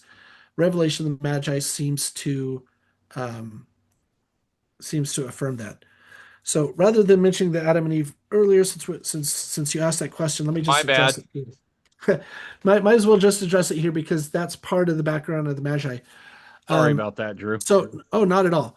So Adam and Eve get kicked out of the garden, and Adam's sad, and Eve is sad, and Adam's sick, and he says, "Go and ask the angel at the edge of the garden if he'll give me some token out of the garden to relieve my sadness." That's basically the story. Think this is in the Forgotten Books of Adam and Eve, the Book of Adam and Eve, or something like that. I'll be doing some podcasts on this soon anyway because I'm reviewing all that stuff. Um, so in this story, I believe it's Seth goes and he's also asking for some oil from the tree of life to heal his father. I think that's part of it. So he goes and he ends up getting gifts out of the garden, and they each are in different places referred to as different things, and they have different descriptions. But they end up putting the gold in their cave of treasures, is what it's referred to. And there's an apocryphal work called the Cave of Treasures that talks about it. And the gold is luminescent; it shines, it brings light to them, Hmm. and it represents the kingdom of God. And then the frankincense is also found in um, temple offerings and so forth, and is considered to be a representative that the Messiah will be a priest and a healer. Sorry, just a priest and a teacher. And the myrrh is a medicinal. Um, it's not a herb; it's a sap from a tree, but it's medicinal and it's actually an abortive. So for those of you who like taking it for an upset stomach, don't do that when you're pregnant. I know fundamentalists do that sometimes. So key point there, it does abort babies, cosmist That one's theologians. myrrh, or are we still Myrrh. talking about Yeah. frankincense? Myrrh is really good for as an antacid for some people. It never works for me, but apparently is really good as an antacid, but it is an abortive as well. So that was given to him to represent that the Messiah would be a healer. So I think that's really interesting because you've got prophet, priest, and king. You've got him in his priestly office, his kingly office, and as a healer and as a teacher among the people. Hmm. So that's the symbolism behind gold, frankincense, and myrrh of the gifts, and those were given to Adam and Eve after they left the garden as kind of a you're not uh, you're not abandoned forever. I don't hate you. Here's a consolation prize for being out of the garden, having a miserable life forever. At any rate, that's I think there's some beautiful symbolism in that, Absolutely. especially if Absolutely. you're looking at higher Mormon ordinances. Did frankincense come from trees as well? Yeah, frankincense and myrrh are both made out of trees that used to be indigenous to the Holy Land. Is I don't know if you know how maple trees work, but for it's a similar process. So for people who are familiar with that, I'm going to use that analogy. If you go to a maple tree at the right time of the year and you tap a little cylinder in it, and they've got special ones that are made now so that they drip right. If you tap a cylinder into it, the sap will come out of that cylinder and drip into a bucket that you put below Hmm. it. And Hmm. that's how you collect maple, in the real farms. Uh, I remember doing that on my mission, and we you boil it, and then you pour it over snow, and then it makes a kind of a caramely type texture for sucker. Interesting. The reason So I asked about that is I remember when I was in college, I asked we'd taken a course on the Middle East, and frankincense was on there. And like it was it was like it was more more sought after than gold in a lot of ways. And yes, it they was worth would more. yep, they would grow these trees on like the side of cliffs because it was so sought after, and they would throw like poisonous serpents into the trees to like guard them. Um, it was some serious stuff. I think you're 100% correct, Drew. I don't think we take into account how much those gifts were that the Magi brought. Oh, Those were massive. not inexpensive gifts. Yeah, and we think three magi showed up. That's not how it came. They brought servants. They had to have a caravan of people to armed military escort of some sort to protect their treasure. This was a big deal when they showed up. This wasn't three guys in wearing weird robes. This was 50 people or 25 people or something with a small caravan. So the sap is done similarly with frankincense and myrrh, except for they're not big enough to use those big tubes. So they basically just kind of scar the tissue and it drips, and they collect it. You can buy frankincense and myrrh for fairly cheap today, and a lot of people that will suggest that you just burn it like incense. That produces a very sharp smell. It's not very pleasant for a lot of people. I personally don't like it at all like that. But there's a really nice way that you can get it, and you can if you order on eBay or Amazon, you can get it by Christmas. And we bought enough that we've been using the same batch for like 20 years. I bought a huge bag of it. But what you can do is you can put in usually use a frying pan. But anyway, you just take a small frying pan, you fill it with water up maybe half-inch deep, and then you drop one or two pellets and they look like it's kind of a resin. It's a, so it like look the shape can be it's very dynamic, but it could look like a raisin or something like that. But you just drop a pellet in there, and you don't want it boiling, but just keep it at a hot, steamy temperature, and your house will smell like frankincense pretty quickly after 5-10 minutes. Um, Personally, I think myrrh smells a lot better this way. Um, so maybe try both, but we do that most Christmases, and it's a kind of a fun way to create a sensation for everybody to get in the holiday and to think about things from a different perspective, and That is pretty cool. associate Christmas with frankincense and myrrh instead of cinnamon and pine, which I also like, but I'm just saying. Sure, sure, sure. Nobody hates cinnamon rolls. I mean, come on. Actually, the British do. A lot of British people hate cinnamon. I don't get it. I That's why honestly we don't. fought a war in 1776, so we don't have to Right. worry about what they like.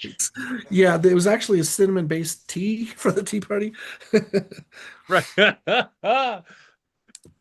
Okay, so that's kind of the background story for the revelation of the Magi. I don't recall anything groundbreaking in there other than basically that they knew what to expect, and when the specific star arose in a specific constellation, it represented the Jews, and another constellation that was there where it showed up represented a king.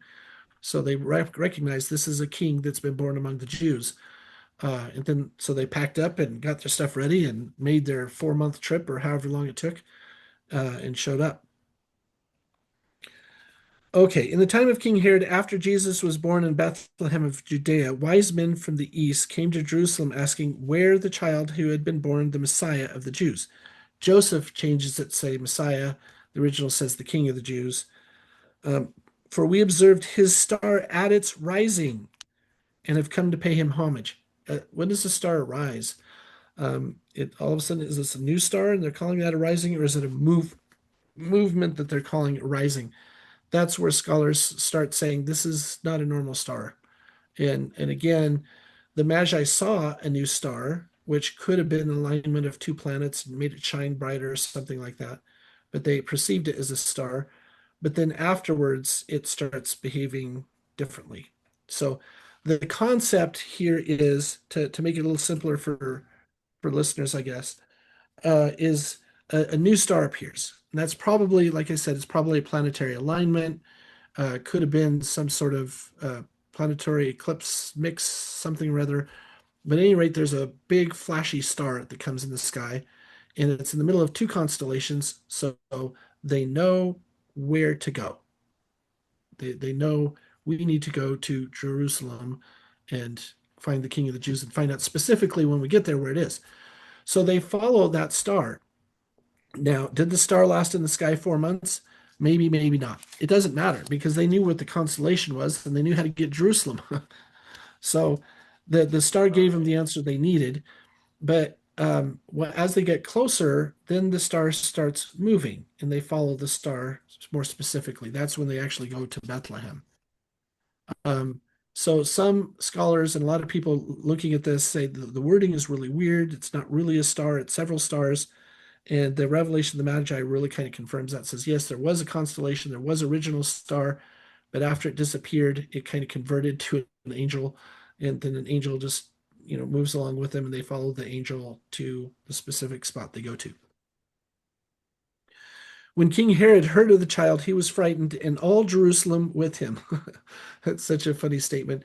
I think most people are probably familiar that King Herod was a complete paranoid guy. He killed a lot Yep. of his own family and siblings because he was worried that they were trying to take his power. So when he's scared and upset about something, the whole city is scared and upset about the same thing. And calling It together, it does go ahead. flow downhill. Yeah.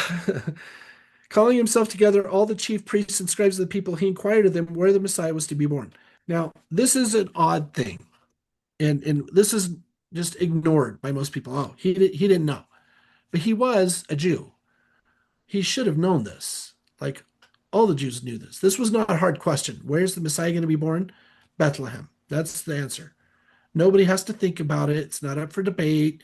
You have to go and find a scholar who knows obscure things. Everybody knows this.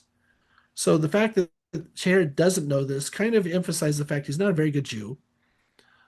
He doesn't know his religion really well. He doesn't care. He thinks he's got to get all these really great scholars gathered together to get the answer for this. But he's going to ask this question. It's like saying, okay, where do you find the story of Nephi? Oh, Right. I don't know. Let's go get the scholars. We'll figure it out. Right. So he asked them this question. They have to be sitting there looking at him like, are you serious? Are we supposed to pretend to not know and go consult about this so he doesn't get offended? Or what do we do here? You have to wonder what those guys are thinking. I'm sure they were better politicians than scholars, so they figured it out. But regardless, that's where it goes. So they told him, Bethlehem of Judea, for it's written by the prophets, he should be born in Bethlehem of Judea, for thus have they said, the word of the Lord came unto us, saying, and you, Bethlehem, which lies in Judea, and thee shall be born a prince. Okay, so then he sent them to Bethlehem, saying, go search diligently for the child, because I want to worship him, right? Because he's lying. So this is where the angel appears and said, Bethlehem is this way, and I'll lead you precisely to where it is in over the cave where they're staying, or the house where they're staying. Now, I don't want to go too far into this, mostly because our time is probably going to get too short. Um, but when they go to Bethlehem, um, they enter the house, and they use a different word here than they used before. And I know some fundamentalists are aware of this, but I'm always surprised how many people are not aware. But in earlier, Jesus is born a baby. Now he's born a padion, as I recall is the word. But the word indicates a young child. And by tradition, this is, he's at least gone from April to Christmas. But the word padion suggests it's a year plus that. So he's not quite 2 years old, year and a half, year and two-thirds, whatever. He's a toddler at this stage. He's toddling around. He's probably not crawling anymore. When the shepherds see him, he's in the manger, yes, and we'll get to that with Luke. But at the time the Magi show up, he's a toddler, and he's probably kind of aware what's going on. He might not understand how much wealth is being given. He might not understand what these things are, but he's seeing these people show up and giving him things and kneeling Mm-hmm. down before him and worshiping him. The word is proskynesis, which means literally to kneel, put your hands up and put your head and hands to the ground. That's usually what you see Arabs doing to this day. Muslims do that still. I take on the Um, word prostrate. yeah, so that's process kinesis or something like that. Oh, my Greek is so rusty. I better start studying again. Um, but anyway, that's the idea. And so they give him the gold, frankincense, and myrrh, and pay him homage. Um, and then they leave to their country to another road.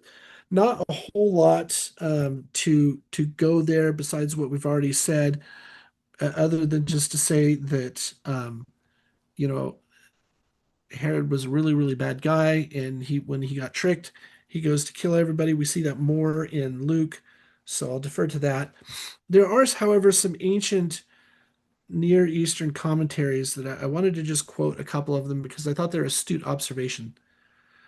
King Herod, unaware of a true king's birth, unwittingly helps fulfill prophecy when despised peasants and Gentile strangers correctly interpret the signs of the Messiah's birth. So here Herod is, a Jew, king of the Jews, should be the one, or his people ought to be the one receiving the sign that the Messiah is born, but he's not. It's strangers, Gentiles who come from out of town who are the ones that are open to the message. Interesting again. So this is from the Ancient Christian Commentary, which is a collection of the early church fathers' commentary. I really like it because it's got a lot of garbage in it, but it's a collection specifically to verse by verse of the scriptures, and so I can go and read through 10 quotes and find two that are actually decent, without reading volumes and volumes and volumes of their uh, materials, because a lot of the early church fathers taught a lot of weird stuff. But when they're specifically talking about scriptures, you can go get a volume that shows when they talked about specific scriptures and quotes them there so that you can find out what they had to say. This is from there. Jerusalem remained troubled precisely when God was pouring out his greatest benefits to them. What a beautiful observation. Mm-hmm. How many times in our lives does that happen? Um, Although troubled, they nevertheless did not try to understand what was happening. They did not follow the wise men. So, anyway, some interesting observations. I really like that first part, and I think it's an important detail that we often gloss over. And I want to mention, I've been studying samurai a lot, and they're kind of stuck in my head. And there's a story. of this one great sword maker and swordsmith, and he was getting to the end of finishing this great, fabulous sword, and his apprentice, who was dinking around like kids do, spilt some sand on it, and the master swordsmith is ticked off. He's really, really upset. Probably beat up his apprentice. I don't know. But anyway, he goes back and he's trying to beat all the sand out of it and polish it and do everything. He can't get rid of it. And he it nevertheless, it's a great sword. It works well. It's just got this aesthetic problem. And it had this strange um, side effect nobody expected, and that's what that it sung, meaning that whenever it swung it, it made whistling type sounds, and they were pleasant to hear. And so, as it turned out, uh, these guys were really pleased with the singing sword. And this is a true story. This is not a fake story. So they're showing all their friends, look, when I do a downward stroke, it makes this sound. And when I do a side stroke, it does this sound. And if I do it incorrectly, it makes the wrong sound. And they're telling him all these things. And these other guys are this is amazing. We all want one. So they all order a singing sword from this swordsmith. But the problem is, no matter how hard he tries for decades, he's never able to make another singing sword. So there's something specific about the composition of the sand, the heat of it at the time that it fell on it, and he never could replicate it. But they started using the sword to train people because if you did a stroke improperly, it made the wrong sound. So you could Huh. swing until you get the right sound, and you always knew it was perfect without feedback from your sensei. And so it became a very Gotcha. coveted sword. I mentioned that because he says Jerusalem remained troubled. The swordsmith is pissed because the sand got spilled on it, precisely when God was pouring out his greatest benefits upon them. So this turned out to be this Right. I see the connection. huge, you know, beneficial thing for the swordsmith that could have been even bigger if he would have figured it out. um, but I've seen that type of thing happen in a lot of famous people's stories. Made this big mistake, and boom, it turned out to be this awesome, awesome thing. Oh, Anyway, I so think that is such a fabulous takeaway. That I think there's so many times that we look at events that happen and we're quick to label them good or bad. And the longer I'm alive, the more I realize that that's maybe not a correct connotation for our experiences. They just yeah, are. What yeah. what determines if they're good or bad is how we're going to use them. Um, and I think that's one of those. I think that's a beautiful thing that's pointed out there. Yeah, I've they come up with a lot of really weird conclusions and strange sayings and just so off doctrinally that they're not worth looking at. But then they have these really profound insights on details that we never hear. It's a beautiful thing. This is why I've had this for the last 20 years. I've been very slowly writing a commentary of a survey of 2,000 years of Christian commentary and about the four gospels and what Mormons can get from it because there's a lot of stuff teaching Mormonism that was later shunned and written out of the books. Hmm. That was early on that we have, and there's also just really great insights into the original language and insights that we just would never have because we were too far removed from the people writing. So really cool stuff. Okay, Pagdon, it's Padion. That's the word for small child. I want to emphasize that again just briefly because Joseph stayed in Bethlehem for probably a year and a half at least. We don't know how long for sure. Roughly that amount of time. That's important for two reasons. One is remember in Nazareth, everybody knows the shame of Joseph. So Hmm. they're moving out of this tiny little town and going down to another tiny town outside of Jerusalem. It's not super tiny, but not very big. It's called Bethlehem. He's staying away from the public shame, right? He's made some distance here. Possibly is a landowner here in Bethlehem. That's something we're not totally certain about. But he stays there for a year and a half. And I mentioned that because some of the commentators, especially Kenneth Bailey, have noted um, we have this idea from the nativity stories that we watch every year that Joseph's this really crappy husband. He could have gone without Mary to the tax thing. He didn't need her there. He could have not waited until she was going to have a baby on the donkey. He could have, gone 2 months earlier or something so that she wasn't in this desperate situation begging for a room at the end last minute and about ready to have a baby pop out. And then he as soon as that's over he decides to move her again. That's kind of the perspective we get when we read the nativity, and when kids listen to it, that's kind of what they hear is this emergency situation. But that's not what happened at all. Joseph apparently had pre-planned where he was going to go for Mary. They stayed there for a year and a half so that she had time to recover and relax and have a vacation, visit with relatives and so forth before moving on to wherever they moved on to. We'll get a little bit more into that in a minute. Um, um, but I think that mentioning that he's a paidion, a young child and not a baby anymore, is really, really important. I'm going to skip the Drew, flight to Egypt stuff. Go ahead. can I ask a quick question real here? Yeah. So we're often shown that either because of we read the gospels and we have a certain idea in our minds, or maybe it's something that's exhibited for us in media and that sort of thing. It feels like the event where Herod orders the execution of all the male children is like a one night kind of a thing. Here it doesn't necessarily seem to be the case, right? Because if Herod's out hunting, that means that Mary and Joseph have to lay somewhat low, correct? Yes.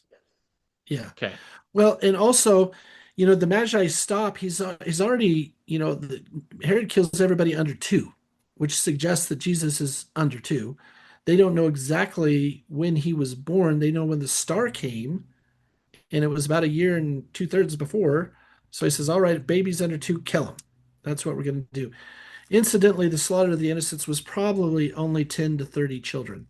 And I don't want to say only like it's not a big deal, but a lot of times people have this idea that there are hundreds of kids, and he's going through all these different towns. There weren't a lot of towns in that area. We know how many children they had. We know about roughly their ages, not really well. So we could kind of surmise 10 to 30 kids were executed, the boys, like you said. Um, so and it's not recorded anywhere else in history. It shows up in Matthew, and that's it. We don't have any other account of this happening. But, from Herod's perspective and his brutal takeout, killing 10 to 30 kids is just not that big of a bookmark in history. I mean, he's sure, killing people all the time. He's slaughtering people all the time. This is particularly nasty to do it to babies, but it wasn't a big enough event that it caught people's attention because it's a tiny little town, and or tiny little towns around the tiny little town, a certain environment that he went to try and kill all of them. Um, at any rate. Okay, so let's jump to Luke's nativity. So and we're skipping a little bit of Matthew's story, but none of it's super, super pertinent. sure. But there is really, really big stuff in Luke. Luke 2, in those days, a decree went out for Emperor Augustus that all his empire should be registered. Now, interesting here, a lot of commentaries, early commentaries especially, have noticed that Emperor Augustus was he brought about Pax Romana, right? He's the one that made peace in the Roman Empire. And so he's establishing this era of peace that allows Christianity to thrive. Without that, it's not going to be able to if people are Gotcha. restricted from moving or migrating, going from place to place, you can't spread the word as well. And it was his peaceful reign that allowed that to a great extent. Um, that said, there was a lot of bad stuff going on in Jerusalem under Herod, but Yeah, more globally speaking, there was good stuff. Okay, and it said that all his empire should be registered. Now that's Joseph Smith's word to say his empire. The world, and those types of words are used in the original, um, and those are the types of words that we read, and we don't necessarily know what they mean because they've got a specialized meaning back there. The word translated here by Joseph as empire, the original means the inhabited world. Uh, they didn't recognize that there were other places that existed. And so when they say four corners of the earth, for instance, that might have been the four corners that they were aware of. I And got you. anecdotally, there's a funny story. Um, I want to say it was King Alexander the Great. I could be wrong, so don't quote me on this. But I'm pretty sure it was King Alexander the Great because he had this idea he was going to conquer everything, the whole world, everything that existed. That was his goal. So he's going along and he's conquering all these different people. And then he invades part of India. And in India, they're fighting with elephants that are armored, and they just decimate Alexander's army. And so he declares that that's outside of the known world and doesn't count as part of the world. He's conquered the whole world. He goes back home. um, Oh, but how that's many just kind of professional coaching jobs could have been saved if you could have just said that didn't count as a game? right, exactly. So I just say that to kind of give you this attitude, this concept in the ancient world. They didn't think of a globe. They didn't think of, there are people probably on the other side of this earth that are in the millions and have this great technology. They're just like, this is as far as anybody that we have record has ever traveled, and this is what we know about it. That's the known world. And that didn't include China. It didn't include Russia. It certainly didn't include Australia. So their mentality is just a little bit different. So it says the known world, but Joseph translates it empire. Probably other places might as well. I don't know because that's really what it meant. Hmm. Now it says this was the first registration, and was while Quirinius was governor of Syria. Now we're told it was a taxation in the King James version, and that's got stuck in everybody's mind. They came to Jerusalem to be taxed or Bethlehem to be taxed. It We don't know that it was a tax. It's more likely that it was a census. Governor Quirinius was actually governor twice of Syria. He started a census about 5 or 6 BC and then finished it about 6 years later. So this could be referring to him finishing the first census.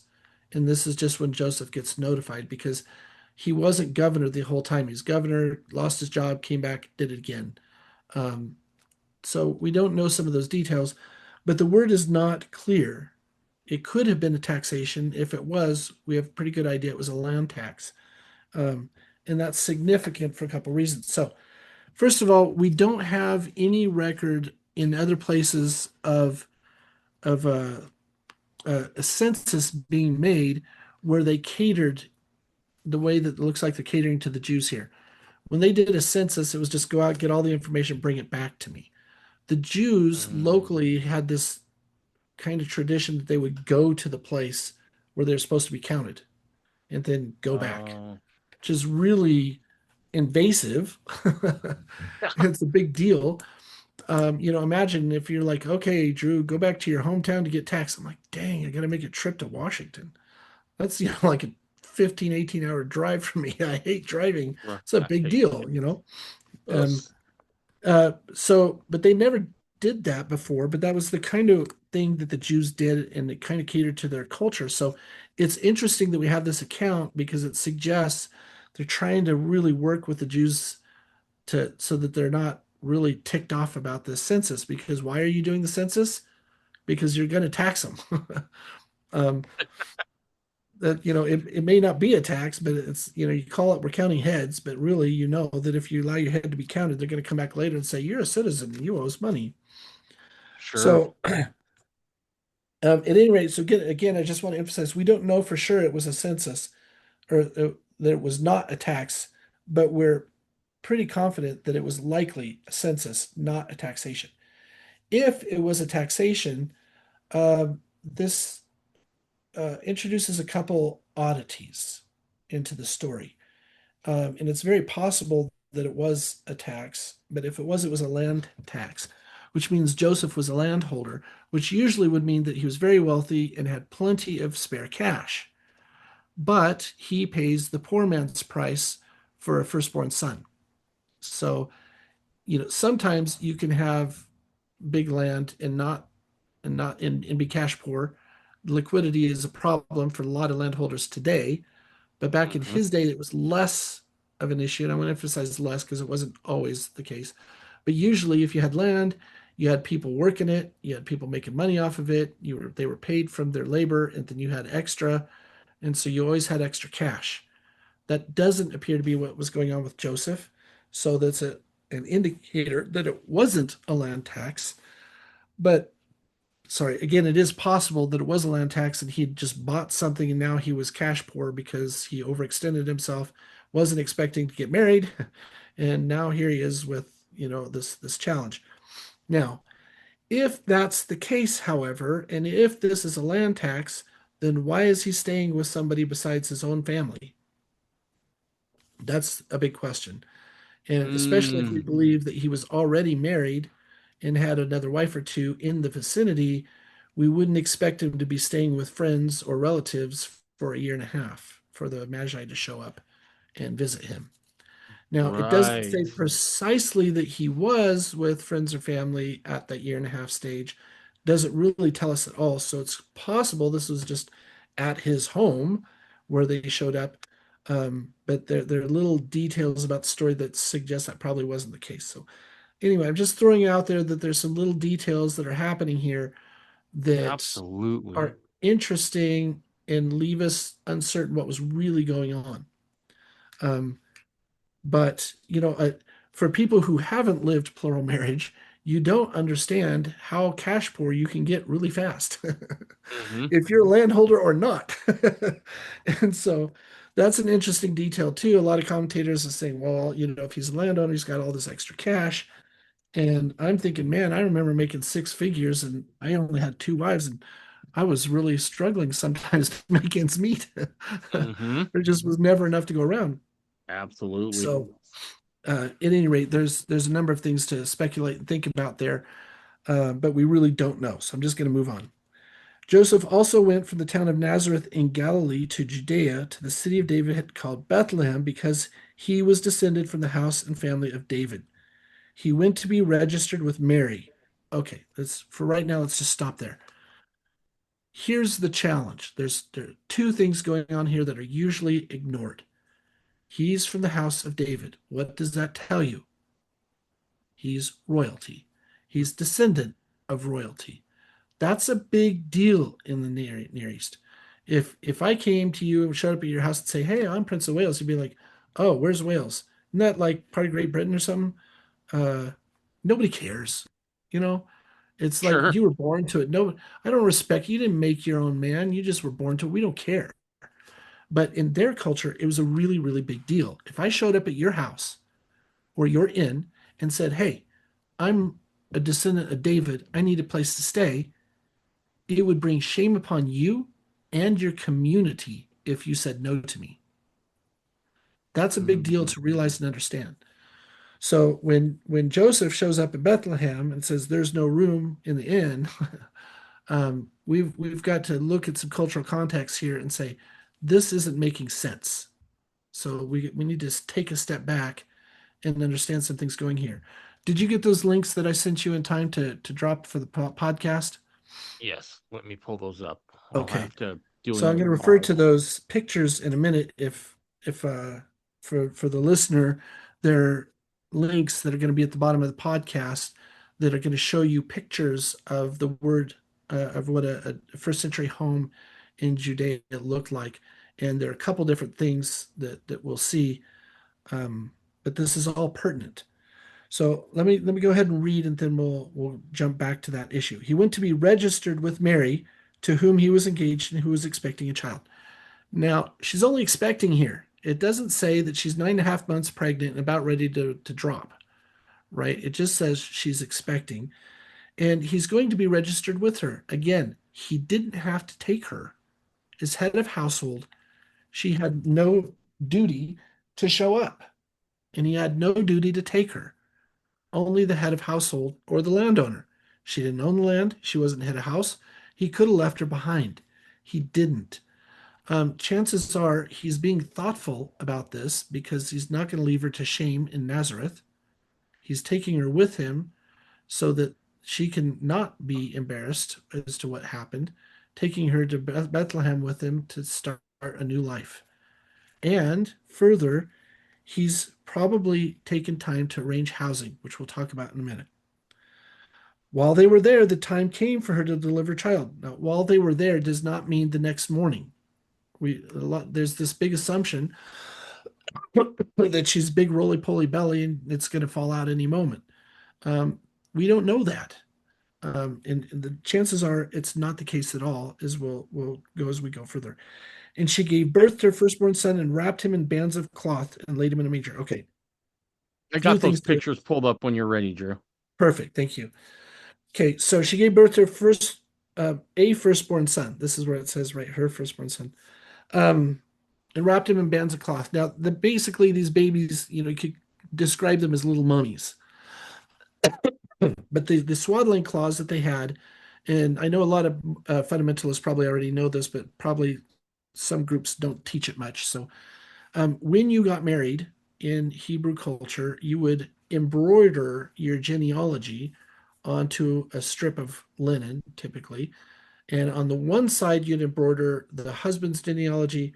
On the other side, you embroider the wife's genealogy, which Hmm. a lot of people see with Matthew's genealogy is Joseph's and Luke's genealogy is Mary's. It may or may not be so, but that's kind of the same idea. You embroider it, you put it on one piece of cloth. When you go to hold hands and make the covenant, you wrap that cloth around both of your arms to bind you together, symbolizing you're uniting those two genealogies. So Okay. kind of a beautiful ceremony, but there's something more. That became the swaddling cloth. So then later they wrapped the baby in those same linens with the genealogy on it. They would have other things too. Typically, they would wash the baby with salt and gosh, what else was it? It wasn't just salt and water, but there's salt and something, honey or something. I don't remember. But at any rate, they would wash the baby with the salt and this sort of thing, and then they would wrap their arms like a mummy and wrap their legs like a mummy so Hmm. that their bones would not bend. There was this ancient fear or concern that if you didn't do that, that your arms and legs would go crooked. And so it became just this tradition to wrap them in swaddling clothes, so your little baby looks like a little mummy. It wasn't just a cute little blanket; they were mummified. There was a point to that. Right.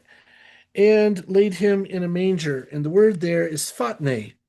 And we think of a manger, we think of, what we see at the nativity, right? You've got a stall, you build it up, it's got hay on the top, it's about waist height, maybe taller, blah, blah, blah. That's not fatne. Typically, fatne refers to a hole dug in the ground and filled with hay so that the animals could eat. And so this is where, if you look at the picture, um, you can see where those fatnae would be. But let me go one step further first. I'll There stop was sharing. none to give place for them in the guest room. The word there is Oh. kataluma, alternately used as katalumati and katalumo.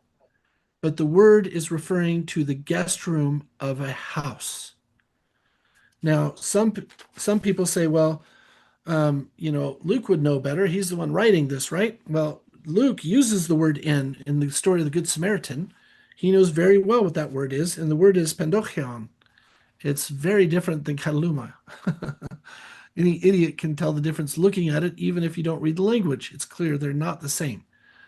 Uh, what we what scholars have speculated is that when the King James translators got to this word, is the first time they'd ever seen the word kataluma. They didn't know what it was because it's referring to a guest room in a Jewish home, not just any place. And it was an obscure word. They didn't know what to do with it. They looked at the context and said, they must have gone to an inn because they're out of town. And so it's an inn. But there was no inn. That's pendachion. It's a word that is not used by Luke, and it doesn't make any sense. There's no archaeological evidence, and there's no written manuscript evidence of any inn being anywhere near Bethlehem. It was too small to support one. It was not on a major trade route.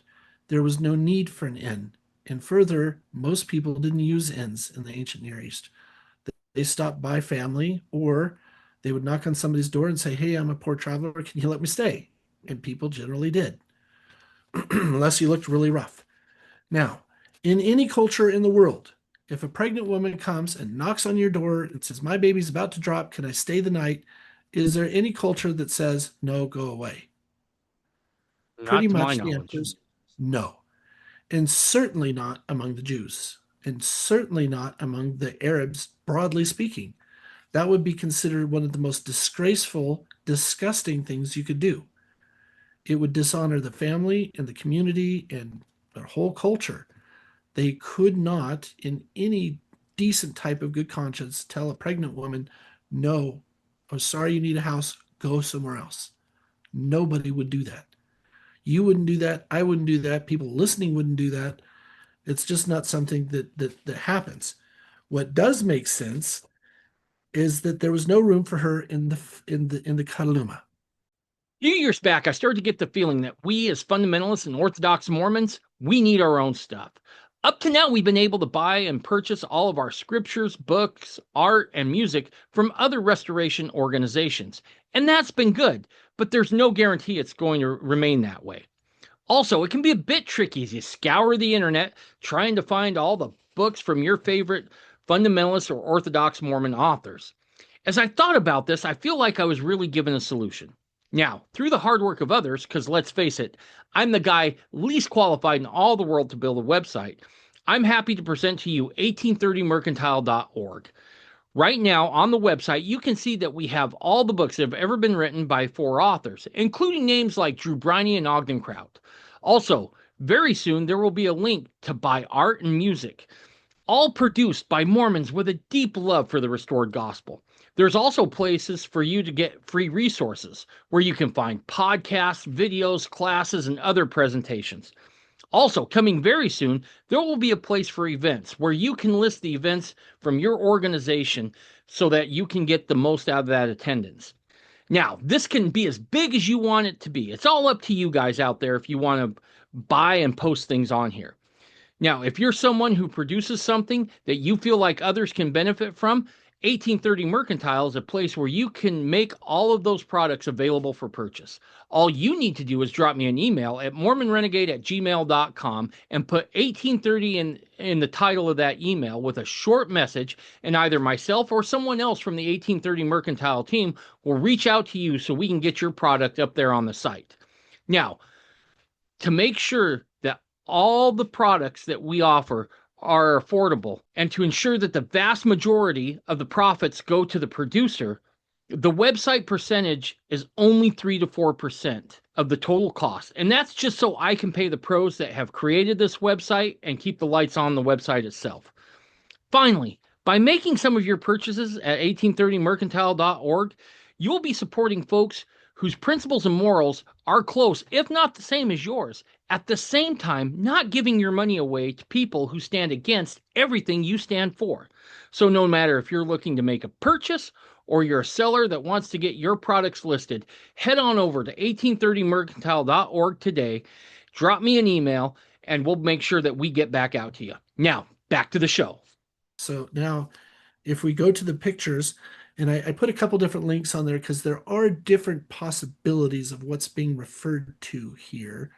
I think one of the links is probably wrong and one's probably right. So I'm going to talk Okay. about that. I wish I had. I put up a picture on my podcast that I did that was a little bit closer to accurate, but the one that you've got up on the screen right now is really good. Okay, so um, as you walk into the house, you typically walked into the stable, and the stable was a step down. It was dug into the ground, and it usually slanted. So as you walk into the house, the first photne, which is what those circles are, the manger, those are the photne. Those are the line between the two rooms is usually a little kind of a fence. And it was just, some X's holding up a bar that went across. And when it's feeding time, you remove the bar so the animal could reach the fatne, the manger, the feeding trough. And the big animals, like an ox, if you had one, or a donkey, would eat at the end of the manger because it was deeper, and the sheep would eat at the shallower end, which was closer. Now, first of all, you're saying, why are they eating with a stable in the house? There were two reasons. One is uh, people would steal animals if they were left outside. So, to Hmm. protect your animals, you would keep them inside. Now, it's a big deal. In today's day and age, you're like, dang, somebody stole my sheep. You're like, oh, shoot, man, that sucks. You going to buy a new one next year?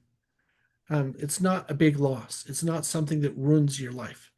In in that time period, however, if you lost a cow, that could be something that you saved up for 10 years to buy, that you relied upon for milk, and that you used to help plow your Hmm. field or something. Even if it wasn't an ox, you might use a cow. It's extremely valuable. If somebody stole it, it would be devastating. It might take years to recover financially. So you kept it inside the house with you. Second reason is, in the cold times of the winter, the more bodies you have in an area, the more it warms it up. Just Hmm. like if you've ever been in a congregation at church, or if you go to a convention, there are lots of people.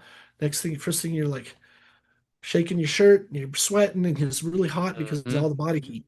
They helped heat up the homes, especially when they lived in caves, and a lot of the peasants lived in caves. And so that's where they were. So they were separated from the main living area by steps, and they just put a bar across so the animals couldn't get up. And when it was feeding time, they would remove some of those bars so that they could access the fatne. Okay, so now when we read about Jesus being born in a manger, we see it's actually the family area of the house, the biggest room of the house, that would allow the midwife to go up and down the steps through the main entrance of the house and have some privacy because it was shut off from the sleeping quarters for the rest of the family, Hmm. and is able to tend to the baby who's being kept in a bunch of fresh hay on the floor. That would be a perfectly nice, normal way for people to have a baby in first century Palestine. So, Oh, and it sure paints a different picture other than just tossing Mary and Joseph out on their own. yes. And further, the picture you've got shows a separate door to the Cataluma. That is not always how it is. So imagine, if you will, take that guest room, split it horizontally, and instead of having a door there, have the door go into the family area. That's mom and dad's room, and it goes into the family area. Kids just sleep in the main area. And if a family was poor enough, and sometimes the dad would anyway, the dad would sleep next to the door, so that if anybody came in, he would be alerted. Hmm. And so when it says, which of you going to your neighbors at midnight to ask for bread, right? And you're knocking on the door, dad's the one by the door. That's why you're going to stumble over him first, because he's guarding the area. But now he's got to I fumble see. around in the dark to try and find the bread, which is not going to be where the in the stable area. He's going to have to go somewhere in one of the family area to find it, and I everybody get else it. is sleeping on the floor. So he's going to stumble over everybody. So a normal family would have a room for the parents, and then a guest room would have a separate entrance going into through the family area. Not always. It depends on how wealthy you are. The poorer families had an entrance through the family room. A richer family had an entrance that's separate, like the picture that you have. And if you I get see. even richer, which is not how it's described in the nativity story, then you have a second floor where the family area where the people sleep is on the second floor, and there's a stable underneath it, and then kind of a main area, that like the family area here. I don't think that makes any sense at all with the story. If we look at the original words and the setup and how things are described, it doesn't make sense. Now, No. let's take a step back now and say they show up and say there was no room for them in the Cataluma, the guest room. Why? It's a I can. census. They're in Bethlehem. Everybody who's a descendant of David is showing up at Bethlehem. It's a tiny town, and there are thousands of people showing up to stay. And the Yep. locals can't say no because they're royalty. Yep. And so the guest room is already full, and but they're not going to say no. He could have said, you know what? I'm going to move the other people to the guest room so you can have the main family area because it will give more privacy and it'll be nicer area for the midwife to have access to come in and out without that walking through everybody else. And, Mary's not going to have a bunch of people coming in and out of her room, going, walking from where they're at or something. Who knows? It depends on the specific home and how it worked. But as It a makes normal sense. yeah, as a normal functioning place, it makes sense that they're saying, look, the Cataluma is not big enough for you to have the baby. You got to have midwives are coming in and out. You've got, maybe the kids are going to bring her water, or maybe they're going to bring food into her. There's not, they're tiny rooms. So it says this just is not the best place for you. We'll give you the main family area, and we'll sneak all the kids into their room and keep them quiet while the baby's being there, so you won't have people going in and out. And the midwives can take care of you as needed. You can clean up and not, you can have your privacy. Now, to be fair, privacy in the ancient Near East and in most societies is not like what we experience today. So it wasn't as big of a deal, but it would have been a consideration. It would have been something to do to be kind. Um, So, and I mentioned that just as an example, I love the archaeology Bible. It's a Bible that has pictures of archaeological evidences of how things were back in Jesus's time. And one of the interesting things is they show a bathroom in Jerusalem at the time. And all it was planks every spaced every so often. You sat on the two planks, one on each leg, and that was your toilet. There were no dividers. There was no male or female room. It was everybody went to the bathroom together, seeing each other like there literally be like 40 of these in a big U shape all across this big room. So the idea of privacy and how you looked at things and all those things are very, very different in the ancient Near East. And I'm not saying that's how the Jews preferred it, but that's how it was in Rome and in Jerusalem, or at the time, there was a place that they've got pictures of. That's how it was. And so that kind of suggests this is an environment they're kind of accustomed to. And so their concept of privacy is not the same as it is today, but nevertheless, it gives you a different perspective than we might expect. So now there is no innkeeper. There is no guy saying, get out of here. I don't have room for you. Oh, wait, you can stay with all the animals in the stable. Nobody would do that. But that's what we teach every Christmas and every nativity. That's what we see. But if you look at this first century home, you see the stables where everybody walked through when you went to home. You went up the stairs away from the stable, but the fatne, the manger, was right next to the wall where the animals were. So while the baby's being placed in the manger, you've got the sheep and the donkey going over there sniffing at it and curious about it and blowing and making, the sounds that we have described in the nativity scenes, which by the way do have some scriptural support in the Old Testament and in some of the early church fathers. But that's what we're seeing here, and that's very different than what we see in the nativity scenes at Christmas time. And also, you've got a family where probably, like I said, the guest room is probably not separate there. The mom and dad are probably in a room that's just offset from the family area. So the wife can come in and out and help the midwives or provide food or get extra blankets or wash or whatever needs help.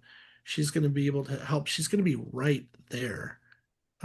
Whereas if she was in a separate room with a separate thing like the Cataluma, she's not going to be quite as accessible. Again, it could be either way, but I think from what we read, the first scenario makes more sense, Yeah, and this that's makes what much more sense. Kenneth Bailey in his book with his diagram doesn't show the Cataluma with a separate entrance. It's as I was describing earlier, draw a horizontal line there, and there's sometimes they don't have doors, they just have sheet or something. Like the 70s, they used to have beads or something. It wasn't like a formal doorway necessarily. It might just be an archway from room to room. But regardless, there's a certain amount of privacy there. But those are usually small, and that's why it makes sense. It says there's no room for you in there. Let's give you the family room. It's bigger. We'll get you some fresh hay, and then everybody can have access middle of the night if you need to, whenever it happens. And wife will be readily available anytime you need her. Just call for help. She'll wake up. And husbands usually are not involved at that point. So there he goes. Okay, so um, out of that, um, I think a lot of the rest of the stuff starts getting a little bit less interesting. Um, I think this is kind of one of the bigger messages, I think, for people who are saying, well, what's a better understanding of the nativity that I have today? What's something that's different that I could learn that would help me to better understand the story of Christ's birth, you know? And I think that last thing is the big that's the big takeaway. So for me, when I look at the nativity and I focus on it with my kids, I really look at two different things each year. And I'm not saying this is how it has to be. I'm using this really as kind of a wrap up for you. Um, but I think the story of Joseph's costly love and his sacrifice and how he was asked to handle Mary in that situation is often overlooked. And Hmm. I think that's one of the beautiful sides of masculinity that is often overlooked, where you have good men who will sacrifice their own honor, their own whatever they need, they sacrifice it for the benefit of their family or the benefit of the wife, and not the whole family or whatever, to protect and serve them and strengthen them. And we see that in Joseph. And not only does he do that, but he's in a really difficult situation, something that we can't even really fathom in our modern culture. But when the angel tells him to do something, he immediately responds. And each time, okay, go to Bethlehem, go to Egypt, go back to Nazareth, boom, boom, boom, he immediately obeys every time. And you don't hear him being a whiny butt and saying, wait a God, geez, you're asking an awful lot here. What about this? What about this? Am I supposed to just take all this shame, all this bad stuff? He's just like, all right, done. God wants it. It's there. That's a very beautiful side of the story that is pretty much completely overlooked. And the Matthew genealogy we started out with, I think, is a really good setup for that, because he's acknowledging, yeah, this story has kind of, if you don't believe it, and a lot of you reading won't believe it, because Matthew realizes he's not everybody's going to read and be a convert. If you don't believe it, at least shows a little bit of hesitancy before you judge, because look at our history and our background. This could be another woman like that. So give her some space. Don't judge her harshly. These types of things. I think that sets up that understanding of what's happening for Joseph really beautifully as well. And lastly, and I think very by far the most important thing is, I would love to participate or see a nativity that was actually done right. When I learned about this first time 15, 20 years ago, I don't remember. Um, but when I first learned about it, it was just so touching to me. Um, if Christ's birth, Christ being the Savior of the world, you'd think his birth, his nativity scenario would be doctrinally important for whatever reason. Hmm. There's some significance there. And if we have a false understanding of it, we're missing something. But having a correct understanding of what these words mean and what's happening, and in doing that, it has to bring the spirit to you to grasp that and say, oh, all those weird things that I've always wondered about and just ignored, they actually make sense now. That there's no mean innkeeper. They're not, she's not giving birth while animals are bumping her and walking around her and all this weird stuff. Joseph's not this complete schmuck who doesn't think ahead, doesn't have a place for her to stay. hasn't thought enough about it until she's 9.5 months pregnant, and baby's falling out. Then all of a sudden he's like, "Oh, I need a place to stay tonight." I mean, what a jerk! I mean, who does that? He's not thoughtless like that. And moreover, he stays there for a year and a half. You think he negotiated that on the eve of her having the baby? He had to Right. prepare and organize that beforehand. Before he showed up to Bethlehem, he probably said, "Hey, Uncle so and so, I need a place to stay. I've got a pregnant wife." You've got a pregnant wife? She's only, you, what's the story there? Never mind. Can we stay for a year and a half? He's had to go through some of this difficult conversation and negotiations before he even shows up, or else he wouldn't be able to stay there that long. And if not, it's with his other family in which he's got some also difficult conversations to arrange. Um, but then it doesn't look like he's staying with family because there's no room in the guest room, right? It's not her house either. 100%.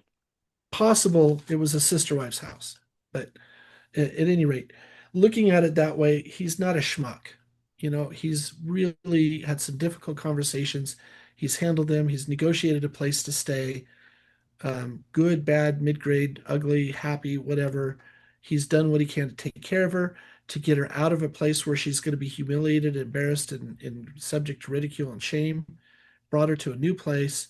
They're able to stay there stably for a year and a half, and he's able to take care of her and have her stay with whatever extended families probably who he stayed with, um, because they're everybody's technically extended family, but it's likely somebody he knew in the first place and negotiated with, is my point. So it paints a very different picture of Joseph as some men are like that, right? I mean, they'll take their Sure. pregnant wife Yeah. and be like, "Oh, I thought you'd really like to go ice skating. You're only 9 months pregnant. I forgot." You know, I mean, there's always the schmuck out there that's like that. But that's not Joseph. That's not what happened. And I think that paints a much more beautiful setup for Christ's family. Look, I only I only laugh, forgive me, because you'd have to live with me, and I may edit this part out. I don't know. But Tanya was like, "Hey, are you going to have all your podcasts arranged so that when I go into labor, you don't have to worry about it?" And I was like, "Arranged? What are you talking about? We're going to do a podcast right in the middle of that. You know how many ratings I could grab with that?" Um, Complete joke, That's, but that's good nonetheless, material here. right? No, nonetheless, I thought, you were speaking about schmuck husbands, and I just couldn't help Right. myself. Um, Well, to be fair, my first mother-in-law was skiing and water skiing at 9 months pregnant. That's just the type of woman she was. So, Ow. and it wasn't because her husband was a schmuck. She just wanted Right, to. right. Yeah, and look, the sisters get what they want during that time period, Right. right? Yeah. Does not matter, and Not rightfully so. not everybody is built the same, so I guess some people can do that. Right. Drew, I am so glad we did this because I don't. There has been so much made about this one particular holiday, and look, it's no secret. I'm kind of a fan of it, right? I enjoy this Yeah. time of year. And I've had people say, oh, well, it's got pagan roots and it's got this and it's got that. Well, that might be true. That might be true. However, I think you've done a good job first to show that this might actually be in commemoration of not just the Savior's birth, but when those magi show up, right? That would Yeah. make sense with the time frame. That's actually And early Christian tradition. That's what they believed. Yeah. right. The other thing I'm going to say is even if it does fall on those days, I think it's important to remember, I alluded to this earlier, that when the children of Israel were leaving Egypt, the Egyptians threw gold at them. Just take our money and leave, sort of a thing. Yeah. They get out to the wilderness and they do two things with that gold. They adorn the tabernacle with it and the Ark of the Covenant, and they make a golden calf. Now, is it the gold that's the problem? No, it's not. It's not the gold that's the problem, no more than it's a hammer's problem If it no more than it's a problem with a hammer if you use it to whack your buddy upside the head, right? Yeah. It's all about how you're going to use these things. So you can use it to do something to point towards the Savior, or you can use it to point something towards Babylon. Your call. But I don't think we should necessarily just give it up because the world has espoused it or a version of it. But in Yeah. order to get to there, Drew, I think these conversations are important because you got to know what it is that you're professing to believe. And then you Yeah. got to be willing to lay aside certain traditions for the sake of truth. And that can be hard to do. But I think there's real fulfillment to be found in doing that. Excuse me. Yeah, I agree. I and I've to the consternation of both my wives and children at times, um, I have really emphasized and focused on having a nativity being the centerpiece of the holidays. Mm-hmm. And often we'll Yep. keep it um, open and available in the house until Easter. Mm-hmm. um, Not all the We do the time. same thing. Yeah, and sometimes I've had complaints that say, well, that just puts the Christmas presents underneath the nativity set, and that just kind of takes away from the purpose, um, as opposed to separating it by the pagan tree. Whether or not you believe it is a Jeremiah 10 or whatever that is, that so beautifully describes the Christmas tree. Um, but for me, it's like whatever's going on there. If you're understanding that the nativity is a representation, those creches, whatever you want to call them, of two events, both the birth and the magi appearing, and sometimes the shepherds too. So you've got three different events.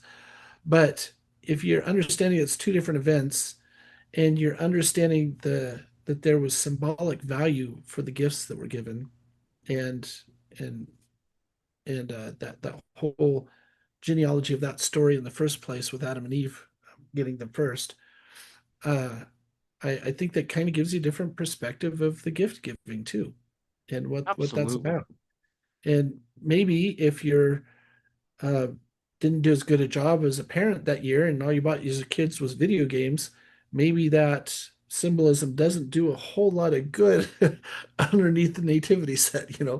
Having only video games there, and I don't like video games myself much, but I'm not trying to emphasize that detail so much as I'm saying if you made something for your child or you bought them some clothes and some toys or useful gifts for them as well as fun gifts. But if you're really focusing and talking about the story of the Magi coming and expressing love through gift giving as one of the five love languages, and you're trying to be thoughtful about it and get people something that's unique and special to them as opposed to their sibling, then that whole tradition of gift giving can be a lot more meaningful as well.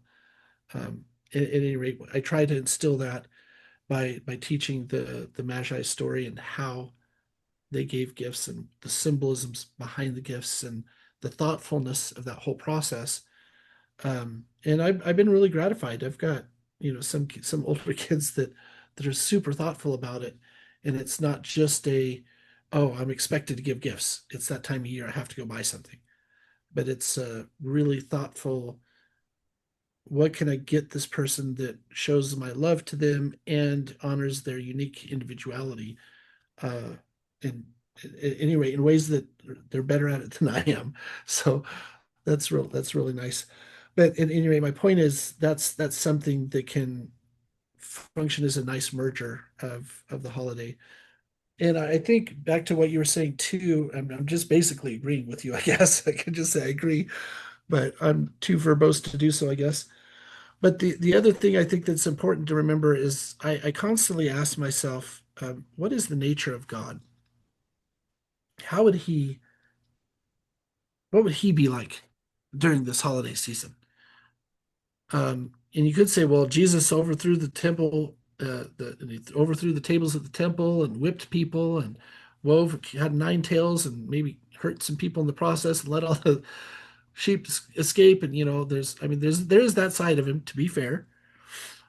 But I think if he was in our society today and looking around and saying, I've got some people trying to honor me, maybe misguidedly, and some people not, um, I'll take the misguided worship and the misguided efforts to copy me and build on that.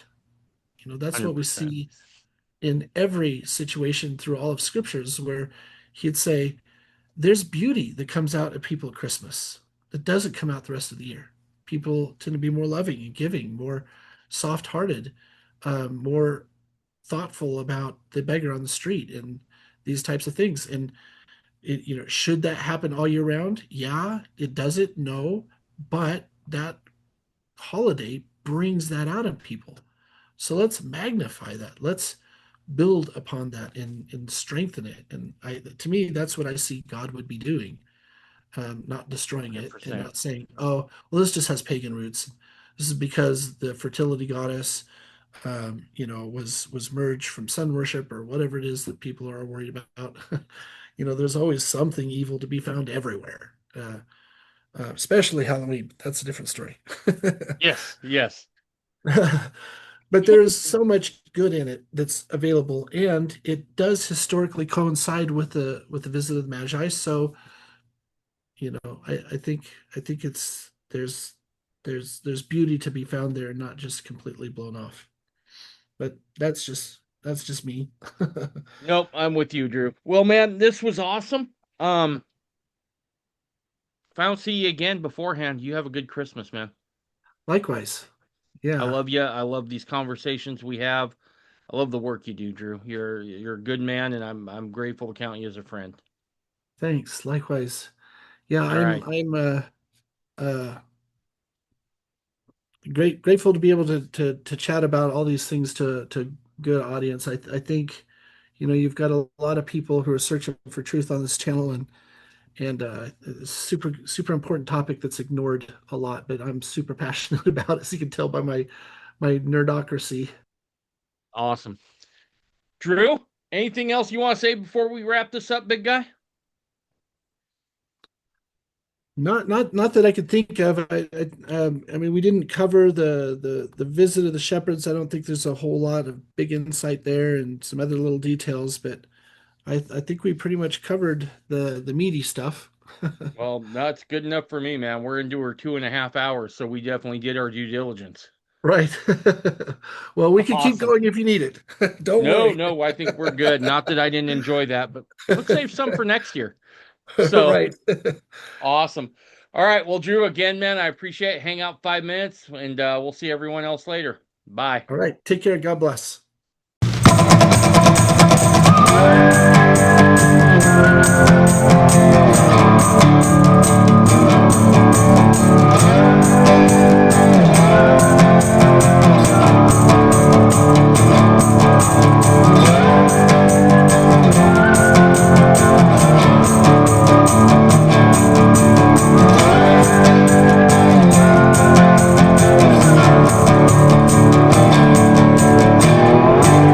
You're listening to the Mormon Renegade Podcast.